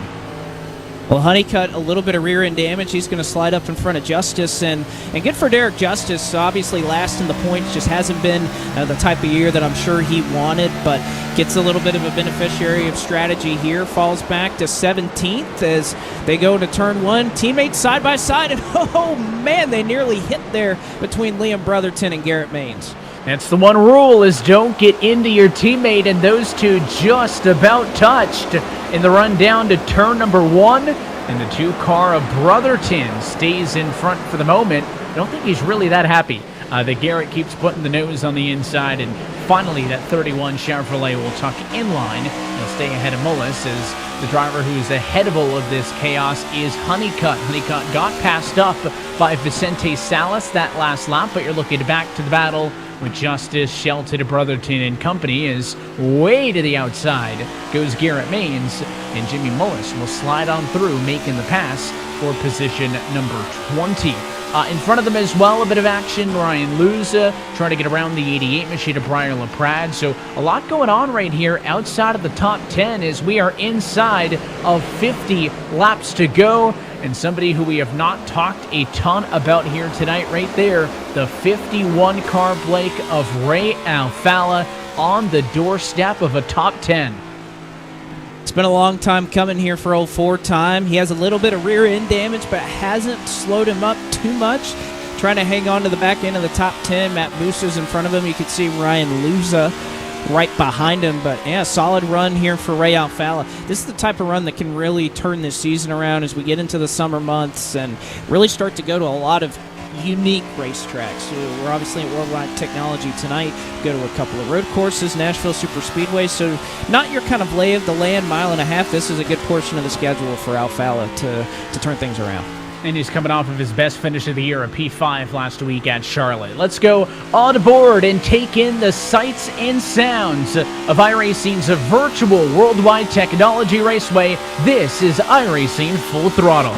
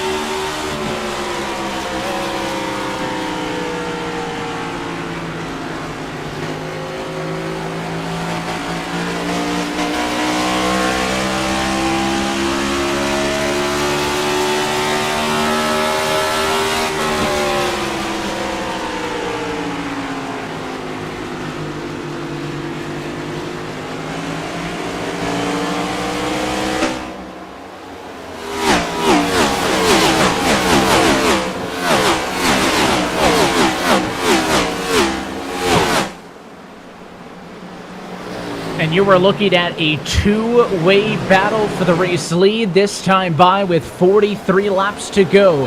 Graham Bolin has led a race-high 54 laps. Zach Novak has led 2, and they are both more than 2.3 seconds ahead of the next closest race car. Does the 5 have anything for that Charlotte Phoenix Toyota? I think Novak, with how he's been able to maintain right here, we've kind of seen Graham Boland, once he gets in the lead, he's able to drive off into the distance. But Novak applying that pressure, and despite the fact he's in dirty air, Evan, has been able to maintain and not let that gap stretch out. So I think Novak may be able to put up a fight to him. Finished second last week, did Zach, and looking to get one spot better here at World Wide Technology Raceway. He has his 3 best finishes of the season in his last 3 starts. P5 at Dover, 6th at Kansas, runner-up at Charlotte. Looking to take that extra step. How big would a win be for the driver of that 5 machine? Novak trying to become the 7th different race winner this year. Trying to get back to where he was back in 2019 and fight for a championship. Back in the battle with Liam Brotherton and Nicholas Shelton. Shelton just ahead of this duo as Ottinger's 25 gets a little bit squirrely, trying to clear Brotherton in the battle for 19th on back. Remember, Ottinger was up towards the front of the field in this race, got caught out on the pit strategy, trying to work his way back through. He clears the 2 car, and Bobby Zelensky is somebody else who's in that same boat, Blake. We were talking on pit stops. Look at Zelensky coming. He drove his way up to 4th after starting this race 12th. Right now, dealing with 20th after being stuck on the wrong end of that one and only yellow. And he is on the inside of Liam Brotherton, who's working hard. You can see him leaning into those corners on the bottom right-hand corner of your screen. You see how close these drivers get. They know every bit of side draft that they can have down the straightaway. Helps a little bit, and boy, Zelensky washing up the racetrack a little bit, and Kerwin's trying to push him by. Oh, a little contact there down the back straightaway. Does Kerwin right behind him try to go 3? Zelensky will shut that door, but Kerwin just wants somebody to prevail in this battle so he can go on through. You saw the onboard there with Brotherton. You saw the counter steer as it was getting loose off the turn, and he door slammed, and now more contact there as Kerwin pushes the 2 car up and into the outside wall, and Liam Brotherton getting bullied in the fight for 20th on the back. Zelensky through, Kerwin through, Mullis through, and the 2 car slips down to 23rd.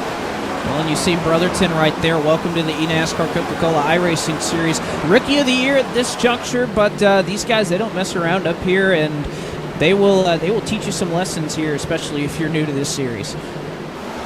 He was the only rookie inside of the top 20 in points, part of a rookie class that's nearly a quarter of the field, James. Indeed he is. I've been watching Vicente Salas for the last, I'll call it 10, 15 laps or so, and he's a very, very frustrated driver right now. He was one of the ones that got caught out on pit road, got caught coming down pit road before the light changed and ended up with a penalty. And ever since then, it's been a lot of frustration through the radio, a lot of constant reminders to calm down, and very frustrated being what he feels like is held up behind Dylan Duval. He said, either quit parking it in the corner or let me go. I don't care what kind of friendships you have with the drivers ahead of you. If I'm faster than you, let me pass you. So Vicente trying to make the moves to get back up to around 4th or 5th where he was before the penalty, but it hasn't come easily, and he's just gotten hotter and hotter under the collar.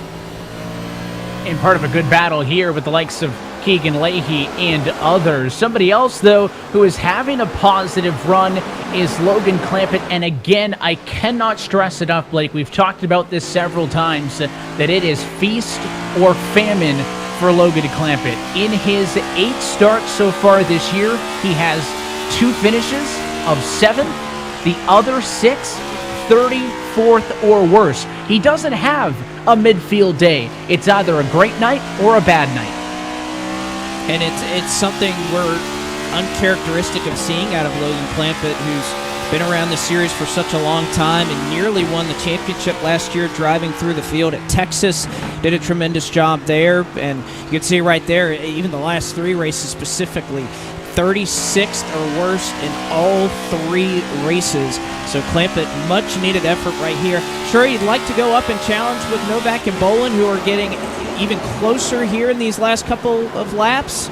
But Clampett, I think he'll definitely take home the solid P3 tonight. Yeah, he is some 62 points behind the relegation bubble for the top 20. So Logan Clampett really wants to get through this one with a good points night. Boost, on the other hand, you take a look at this battle from the 75 car on back, just inside of the top 10. We referenced earlier how different the race started for each of these Mode Motorsports Ford Mustangs. Of course, the team headed by Kyle Long, that 24 machine started on pole. The 75 started dead last, and at lap 87, they are side by side in a battle for position, and on the bottom, Busa is going to get the job done and take away P6. What a drive for the 75. Going to get through to 7th, now 6th, as Busa will go on by. And this just goes to show you, it doesn't matter where you start, it matters how you finish, it matters how you execute right here. Bias still really loose, as we've seen him all night. Retzlaff for Roush Fenway Keselowski. And by the way, Parker Retzlaff, a tremendous job that he's done running for RSS Racing in the NASCAR Xfinity Series this year. It's been incredible to watch the drive that he's had, but just hasn't been able to replicate that same success here in this series so far this year. So very nice to see him running up in 7th. I'm sure RFK very happy to see that number 6 Ford up front. He's done a lot through the years, right? Through the K&N Pro Series East and West, the ARCA Menard Series in both 2020 and 2021, and then in his 4 starts so far this year in the Xfinity Series has shown a lot of promise with an average start of inside of the top 15. So good stuff to see out of him. Success both on the sim and in the real world. And talking about your pole sitter, it was a short-lived campaign in the clean air for Cody Bias. He led the opening 2 laps of this race, Blake, but has slid back since and is all the way down now to P12. Dylan Duvall just now passing him. Able to get on by, and another development, Derek Justice lost a ton of spots just a lap or 2 ago, and he's nearly having contact with Michael Conti as they race up through the field. But we see what Salas is able to do, finally able to get that target, get on by, and Salas has a quick enough car. He can maybe get up to 7th or 8th depending on how they're racing in front of him. You see them kind of darting around and having a pretty sporty race up here for around that 7th or 8th position. Retzlaff gets past, and Garrett Lowe goes on by. Able to go on through as the battle just outside of the top 10 continues, though. This time, 30 laps to go for iRacing's virtual World Wide Technology Raceway. Graham Bolin leads. You're watching round 9 of the eNASCAR Coca-Cola iRacing Series.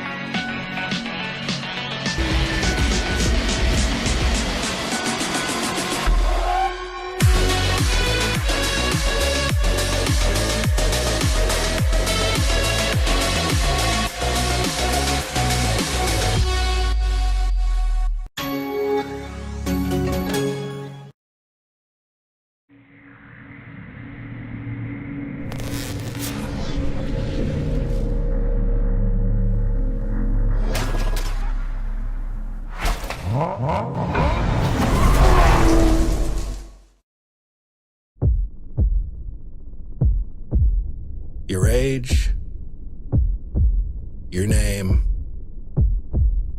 your trophies. None of that matters this season. Just what beats under your hood.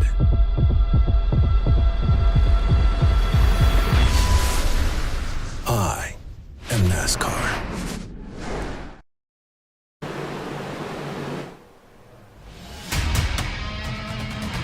And back live in Madison, Illinois, coverage of tonight's race brought to you by Coca-Cola, the official fan refreshment of the eNASCAR.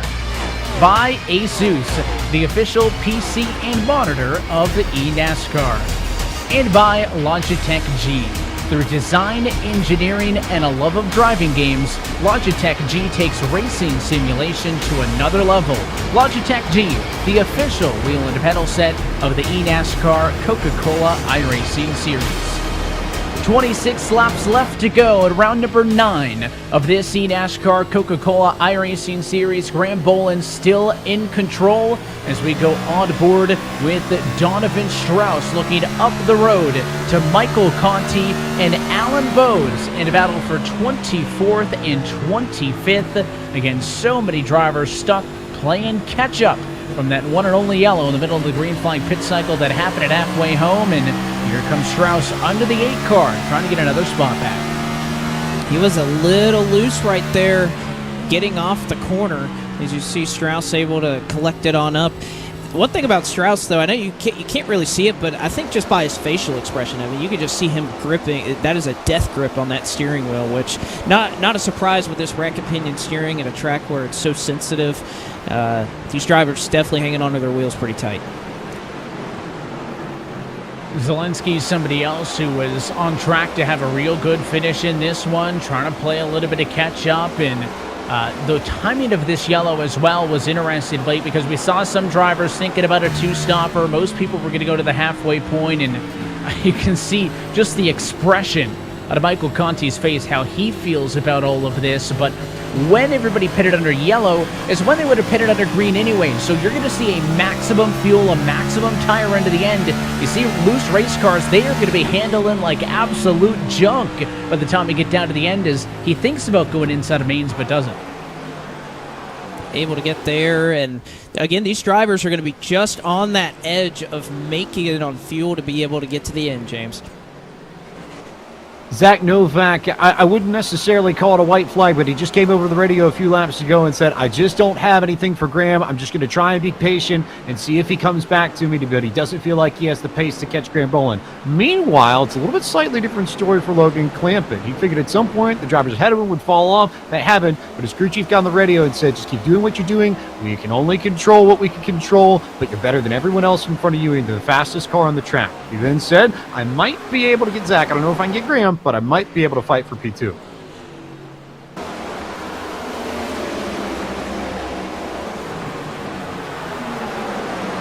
So he feels like he can get there to Novak as we watch the battle with the 24, the 14, and company. Last we gave you intervals. It was Novak 0.3 off Bolin. They were then 2.3 up on everybody else, but it is now clearly Bolin's race as Zach Novak has slipped to more than 1.2 seconds behind him as Alan Bowes completes the pass on the number 24 machine, that time down the front straightaway. You saw the 14 dart out of the shot. It wasn't wrecking. Nicholas Shelton just pulled over and out of the way. He was able to catch that race car, but disappeared for a moment. Thought, where'd the 14 car go? He's still there, just tucked a couple of cars back in line. He's just beyond Michael Conti in this group of race cars. As you look it off at the back of Alan Bowes, the driver out of Lima, Ohio. Right here, midfield. Again, I don't think anybody at this part of the racetrack has gotten more than 4 car lengths apart of the next closest car at any point tonight. There has been constant action at this spot in the running order. There really has. Everybody going side by side. You see another battle right there as you see Busa and Corey Vincent right now battling for a spot inside the top 5. And actually, that's Busa who's going to use the outside to go on by. So Matt Busa continuing that impressive drive as he now is in the top 5 and even used the high side in 3 and 4. Something that I wasn't sure we would see at that end of the racetrack being able to work. You could hang on, but Busa using it as a passing lane. He goes around Corey Vincent. It looks like he's struggling with a little bit of a loose race car right now. Yeah, he's been working it, though. I mean, I don't know if it's a sandbag strategy for the 75, because, again, his teammate qualified on pole, but he didn't put down a time in open practice, didn't put down a time in open qualifying, was 4th slowest of everybody in warm-up, and has driven his way past 34 race cars to be in the top 5 right now. So an absolute mammoth drive for the 75 of Matt Busa. Behind him, the 4 car trying to follow suit. Ryan Luza also able to make a move on the 3 of Corey Vincent there. So Vincent, who has had overall a really positive night after starting back in 27th, will lose a couple of spots there. He's still inside of the top 10, though may be under fire from the 21 of Garrett Lowe, who is the next man up. And again, that is quintessential Corey Vincent right there, just hanging around, riding around in that top 10. And, you know, one driver that we probably haven't given enough credit to tonight, and that is Malik Ray, who has had an awfully fast race car, was able to pick his way through the field early. Didn't get trapped by that strategy, but is riding right now in fourth. He's running the same pace right now as Graham Bolin. He's just 5.5 seconds back, so it's a little more difficult to try and chase him down. He has a lot of clean air in front of him, and he's had it for a while, but Malik Ray, so close at Kansas, had a strong run going at Charlotte. Things didn't work out for him, so nice to see Malik Ray, who's been very, very fast tonight. Finally looks like it's going to pay off here if he can just hang on for 17 more laps and get a well-deserved top 5 finish for Malik Ray. I'm sure he'll take that. Hey, he has been one of the most consistent drivers throughout the year, but a 35th, as you mentioned last week at Charlotte, and a 39th for him back in Atlanta are what have him outside of the top 20 in points. So interestingly enough, his worst 2 finishes coming at intermediate racetracks, but also his best finish of the year of a P11 was also at a 1.5-mile racetrack at Kansas. And this isn't really either or, right? This racetrack clocks in at 1.250 miles. It's that limited and low banking that give it its unique characteristics. Is even back in 32nd, they're racing hard. You can see the left side damage still on Femi Olat 79 Ford. We talked about that contact way back in the opening 5 laps of this race. He's ahead of Derek Justice. Justice ahead of the 36 of Brian Mercurio, one of the rookies in the field. He got Blade Whitt, Taylor Hurst, all back here in this 6-car conglomerate. And Justice really kind of been struggling to hang on here. Started up and around 15th and has just really been sideways. You can see Mercurio going to try to go on by and make up a spot to 33rd. But that is one thing about this series, Evan, is they race hard for every single position. You listen to the real-world commentators, the Steve Letarts, the Dale Earnhardt Jr.'s of the world. That's the one thing when they get this bird's-eye view that they're shocked by is how hard these drivers race for 20th. 25th, 35th, it doesn't matter. These guys fight for every single point, every single spot that they can. No, Justice and Whitt nearly made contact back there for 34th, but again, they'll race hard for every single position. And somebody else who's done a good job of bouncing it back is Parker Retzlaff in the 6 machine. He is ahead of Keegan Leahy. I know we've talked a lot about Keegan, and that is deservedly so, after Keegan took home the championship with his 2311 team last year in 2021, but this year has admittedly been a struggle for him. He was able to put together a season-best P8 last week, trying to build some momentum to get into the top 20 in a position where a win now could put him on the playoff grid. I don't think a win is in the cards here tonight, but another top 10 finish, if he can get around Retzlaff, would be great for his hopes to at least stay in this series for next season. And as that 3-way battle continues to develop behind them, Ray Alfala ahead of Bobby Zelensky, trying to chase down that trio. Retzlaff is under fire, though, by Ottinger, who's able to leapfrog Leahy.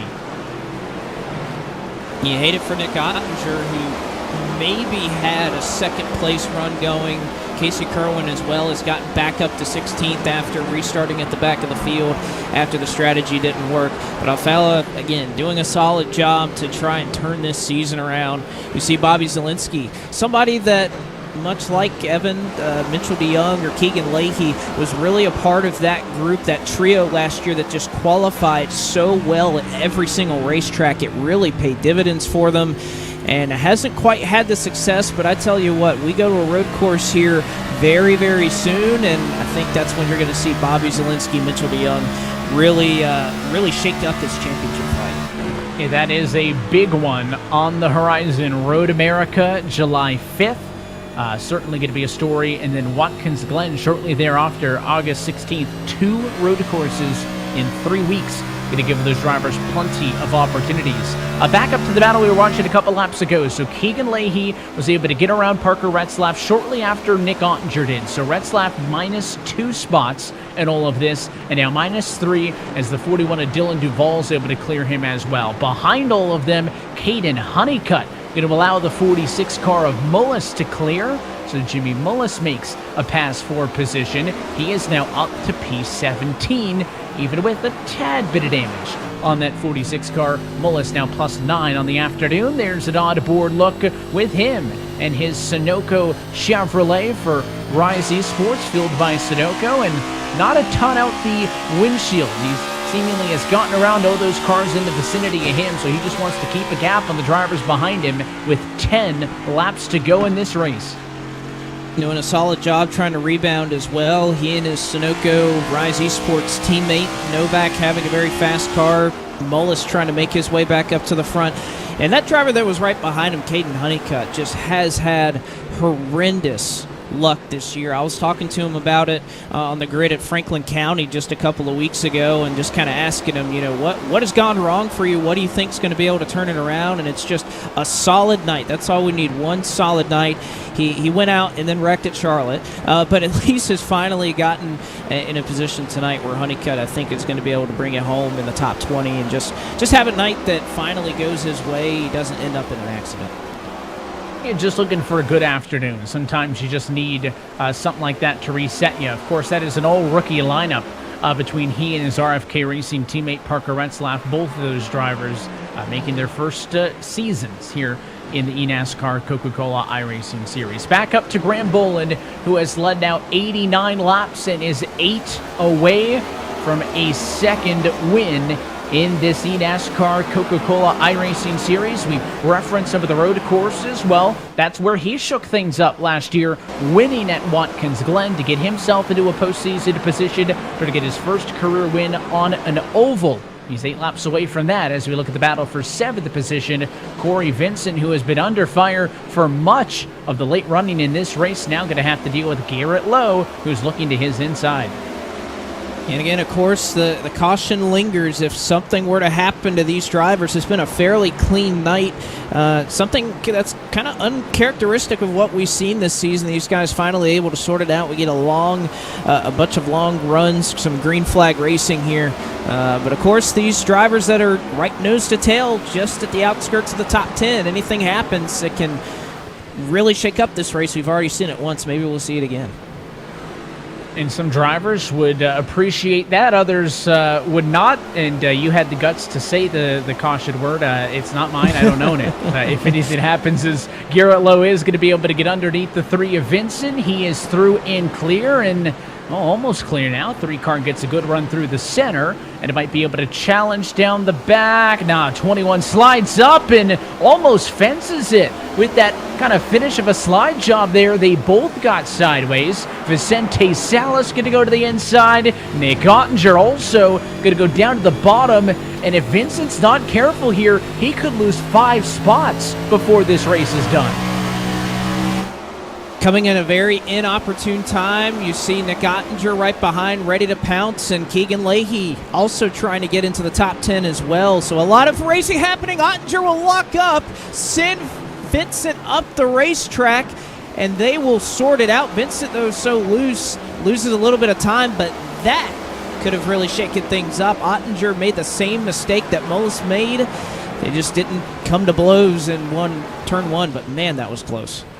Mentioned some of those patriotic paint schemes making the trip here to the outskirts of St. Louis from Charlotte last week, and the Arby's Foundation Folds of Honor colors on board Corey Vincent's Coca-Cola Chevrolet tonight. But finally underneath goes Nick Ottinger, and this time the 25 nails it on the entry, should have the advantage off the corner. 25 is through. Ottinger to 9th. Vincent slides down to 10th. And will a top 10 slip away because Keegan Leahy next on deck trying to get to him.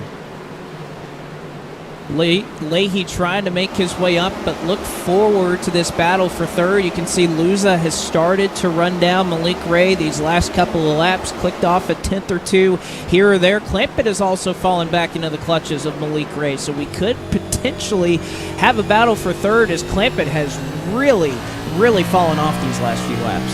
This is the battle for 3rd, 4th, and 5th position. Clampett at the head of it all, Malik Ray in the middle, and Ryan Luza, the challenger, trying to close in. Luza has been 1 to 2 full tenths of a second faster than Malik Ray, lap by lap. At that rate, he should get there on the last lap. 2 laps to go. We'll see how he gets down into turns 1 and 2, able to drive in so much deeper with the better tires. Take a little bit more of a diamond. He'll get a run off, trying to cut through that dirty air, though. That's the trouble spot for Ryan Luza, though. The closer he gets, that dirty air going to upset the handling of that car. As Graham Bolin here off of turn 4, set to take the white flag, and what an incredible performance it has been for driver 48. White flag in the air. This race is official. Started in 4th position, but took to the race lead in the opening third and really never looked back. Did get lucky, very lucky in fact, with the timing of the yellow, but he came down pit road at halfway home. But once he restarted back on the front row, didn't think twice about it. Got his first win last year on the road course in Watkins Glen, but the third-year driver out of Houston, Texas, going to get his first career oval race win. Final time off for Graham Bolin wins at World Wide Technology Raceway, the 7th winner of 2022, and puts his name on the playoff grid. I think the question wasn't if, it was when. Graham Bolin was finally going to break through to victory lane. 4th podium of the year. We've talked to him after a number of our races. Just hasn't been able to quite close the deal, but there's no doubt about it. That Charlotte Phoenix Toyota has been fast, and if there's anybody that is going to go up and challenge the likes of Nick Ottinger and Michael Conti here in 2022, it might just be Graham Bolin. Finally breaks through here for a victory. Super impressive for him, and he becomes the 37th, or I should say the 34th different multi-time winner in series history. This winning moment is brought to you by Coca-Cola, the official fan refreshment of eNASCAR. Bolin gets his 2nd career win, is the 7th different race winner this season, Blake, and with only 3 now non-race winning spots left on the playoff grid, the boat's getting full.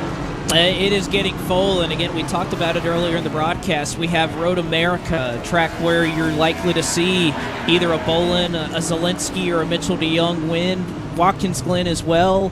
They would be playoff eligible. They're inside the top 20 in points at this juncture. So I think there's a number of drivers that hope that Graham Bolin at this point, he could probably go back-to-back and still have another road course. They wouldn't mind if a couple of drivers started getting their seconds. If you're a guy that's up there in the point standings, if I'm Casey Kerwin or Michael Guest, I want to see repeat winners because I am starting to get a little bit nervous. Let's take a look as we look high above the virtual Worldwide Technology Raceway at our Coca-Cola move of the race, and it came down to the lights. Graham Bolin pitting at the halfway point, needing to get to the yellow cone before the caution flag came out and pit lane closed. He's get to the line, caution's out, lights go red. 2 seconds made the difference. If he had pitted 2 seconds later, he would have been penalized, would have lost the race lead, and we may have likely been talking about a Zach Novak race win instead. Bolin dominates, leading 97 of the 120 laps.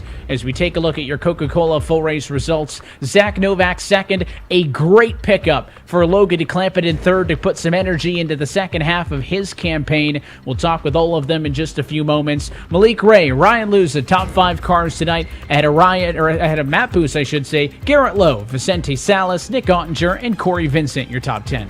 Only 4 drivers inside the top 10 started inside the top 10. A number of drivers really able to rebound. You look at Parker Retzlaff, Ray Alfala, much needed run for that group. Casey Kerwin was set for a top 5, but unfortunately couldn't rep it tonight. Finishes up in 16th, driving back through the field. Mitchell DeYoung, Donovan Strauss round out your top 20. Second half of the field, you see the likes of Caden Honeycutt and company. Big night for him. He picks up 10 positions. Brian LaPrade in the green. A tough night. Cody Bias, after starting on pole, finishes 24th in this race. Dylan Alt also struggles to the end of it. You've also got some drivers who just didn't have it tonight. Derek Bordeaux involved in an early race incident. Reynolds, Brotherton, Gas and company just could never get a handle on the debut for this Worldwide Technology Raceway in the Coke Series. He is, though, on the playoff grid for the time being, a 2-time race winner now in his career. Blake is standing by with tonight's winner, Graham Bolin. Well, Graham, this is the fourth time we've talked to you in 2022, but the first time it has finally come in victory lane. Graham, how does it feel to finally get over that hump and reach victory lane this year? Feels amazing, man. A lot of weight lifted off my shoulders, especially before the break. For the last 30 laps, I thought a caution was going to come out. I was thinking about what I was going to do on the restarts, man. Like, I for sure thought there was going to be caution with how hard it is to pass that gateway. I got lucky with the caution. I barely passed the pit road line in the first one. And, yeah, it worked out our way, finally. I mean, we had some bad luck, but also self-inflicted. But we're getting better every week, so hopefully the momentum keeps on rolling our way. Well, and when you're rolling down pit road right there, you see the lights flicker on just after you enter pit road. What's going through your mind right there? What was going through my mind was hopefully the pace car doesn't drive really fast around the track and I get stuck a lap down. But I was pretty confident as soon as I saw I didn't have black flag that I was going to keep the lead. If someone else was going to stay out, maybe on like a lap older than me. But other than that, I was pretty confident after the caution flag came out that we were going to be able to hold off everyone. Nick had some good pace, but it seemed like we could keep the retires on it better than him. And yeah, hopefully we can keep the momentum going. And I just want to say, Kevin King asked for a win on his birthday, and hey, I got it. So, and hey to all the guys back at Charlotte Phoenix. I wish we won at Kansas, but we got one anyway, so it doesn't matter. Well, we'll have to talk to a birthday boy in his own right in Logan Clampett as well. Happy birthday to both Logan and Kevin. But Graham Boland's first-time winner in 2022, and how about this, a maiden victory for the Charlotte Phoenix. Congratulations, Graham. Thank you. Graham Boland brings it home P1, and for the second straight week, Zach Novak so close to making it happen here, but Zach, that strategy nearly running out of fuel right there. You see that caution come out. What's kind of the thoughts as you enter pit road right there? It's actually funny. My exact words that came out of my mouth was just a bunch of uhs. You know, I was really at a loss for words, you know, when that caution played out the way it did, and you know, from, you know, the beginning of the race, our plan was a late pit. So that wasn't really anything like out of the ordinary, you know, for our strategy. We didn't play anything like hoping for a caution or anything like that. It just kind of fell into our lap. So, but overall, man, I don't know how we brought home P2, but I mean, the car was great. But you know, all day we were thrashing at it, trying to make it better. And then, you know, we just thought we can't make it any better. So let's go to something from Thursday. And I had never done a lap on it or anything. And I ran it in qualifying just straight up our race setup and qualified 19th. So that kind of told me right there that, you know, I just race it and kind of go with the flow. So, but yeah, I was a little disappointed at Charlotte, you know, to come home P2, but this one I definitely can't be too disappointed about. I'm pretty happy about it. All right, Zach. Well, we'll go ahead and let you go. Another strong run, that Rise Esports duo really turning it around in the summer. Zach, congratulations on P2 once again tonight. And how about we give a nod to somebody who's needed a little bit of a pick-me-up here in 2022. Logan, first off, happy birthday, but also a great birthday present here to bring it home P3. Yeah, thank you, Blake. Yeah, man, this season's been something I've never experienced in this is my 7th year now in the series. So it's good to come away with a podium finish on my birthday. I mean, oh man, finally something went my way this season. So I'm happy about that. I'm glad you're happy about it. What does this run kind of do for the outlook of your season? Because I know you've had, and we were kind of talking about it during the race, it's been feast or famine for you here in 2022. Are you encouraged, though, by that speed that you've shown in those runs that you've run so well, and do you think this is a good turning point for that? Yeah, man. I mean, we've been qualifying up front for most of the races, just something always happens. I feel like, in these races. So, it gives us a little bit of a boost, and it's awesome that the race finally went green, and when it does, we actually do good. So the Logitech G Sim Seats Chevy Camaro was really fast tonight, and I can't thank Nick Ottinger and Michael Conti and Matt Busa enough for all the hard work. Brandon Hastings, my crew chief Dustin Hall. My spotter wasn't able to make it tonight, Jason Loafing, but I'm sure he was watching. He was sick tonight. Adam Benefiel, all those guys over there. It's we put a really good car together, but Graham was definitely in a race on his own for sure. So we'll have to step it up for the upcoming races and see what we can do. I did tell Garrett to send Brandon a good luck message. Apparently he got it before he rolled off for the green flag. But nevertheless, Logan, happy birthday once again, and congratulations for rounding it out on the podium tonight. Much needed run for that 97 bunch. Thank you, Blake. Logan Clampett rounds out your top three, Evan, but we get a little bit of a break here and go to an entirely different facility. Yeah, we get a couple of weeks off for the summer break, and then we come back at it in just a little under a month's time, and the new unique challenges continue with a trip to Nashville Superspeedway. Blake, I'm excited for the race here because A, it's another new challenge. I'm also excited for it, B, because once we get to race virtually at Nashville means I'm a week away from going to the Nashville Superspeedway for a cup race, which is super exciting. But we talk about these unique challenges.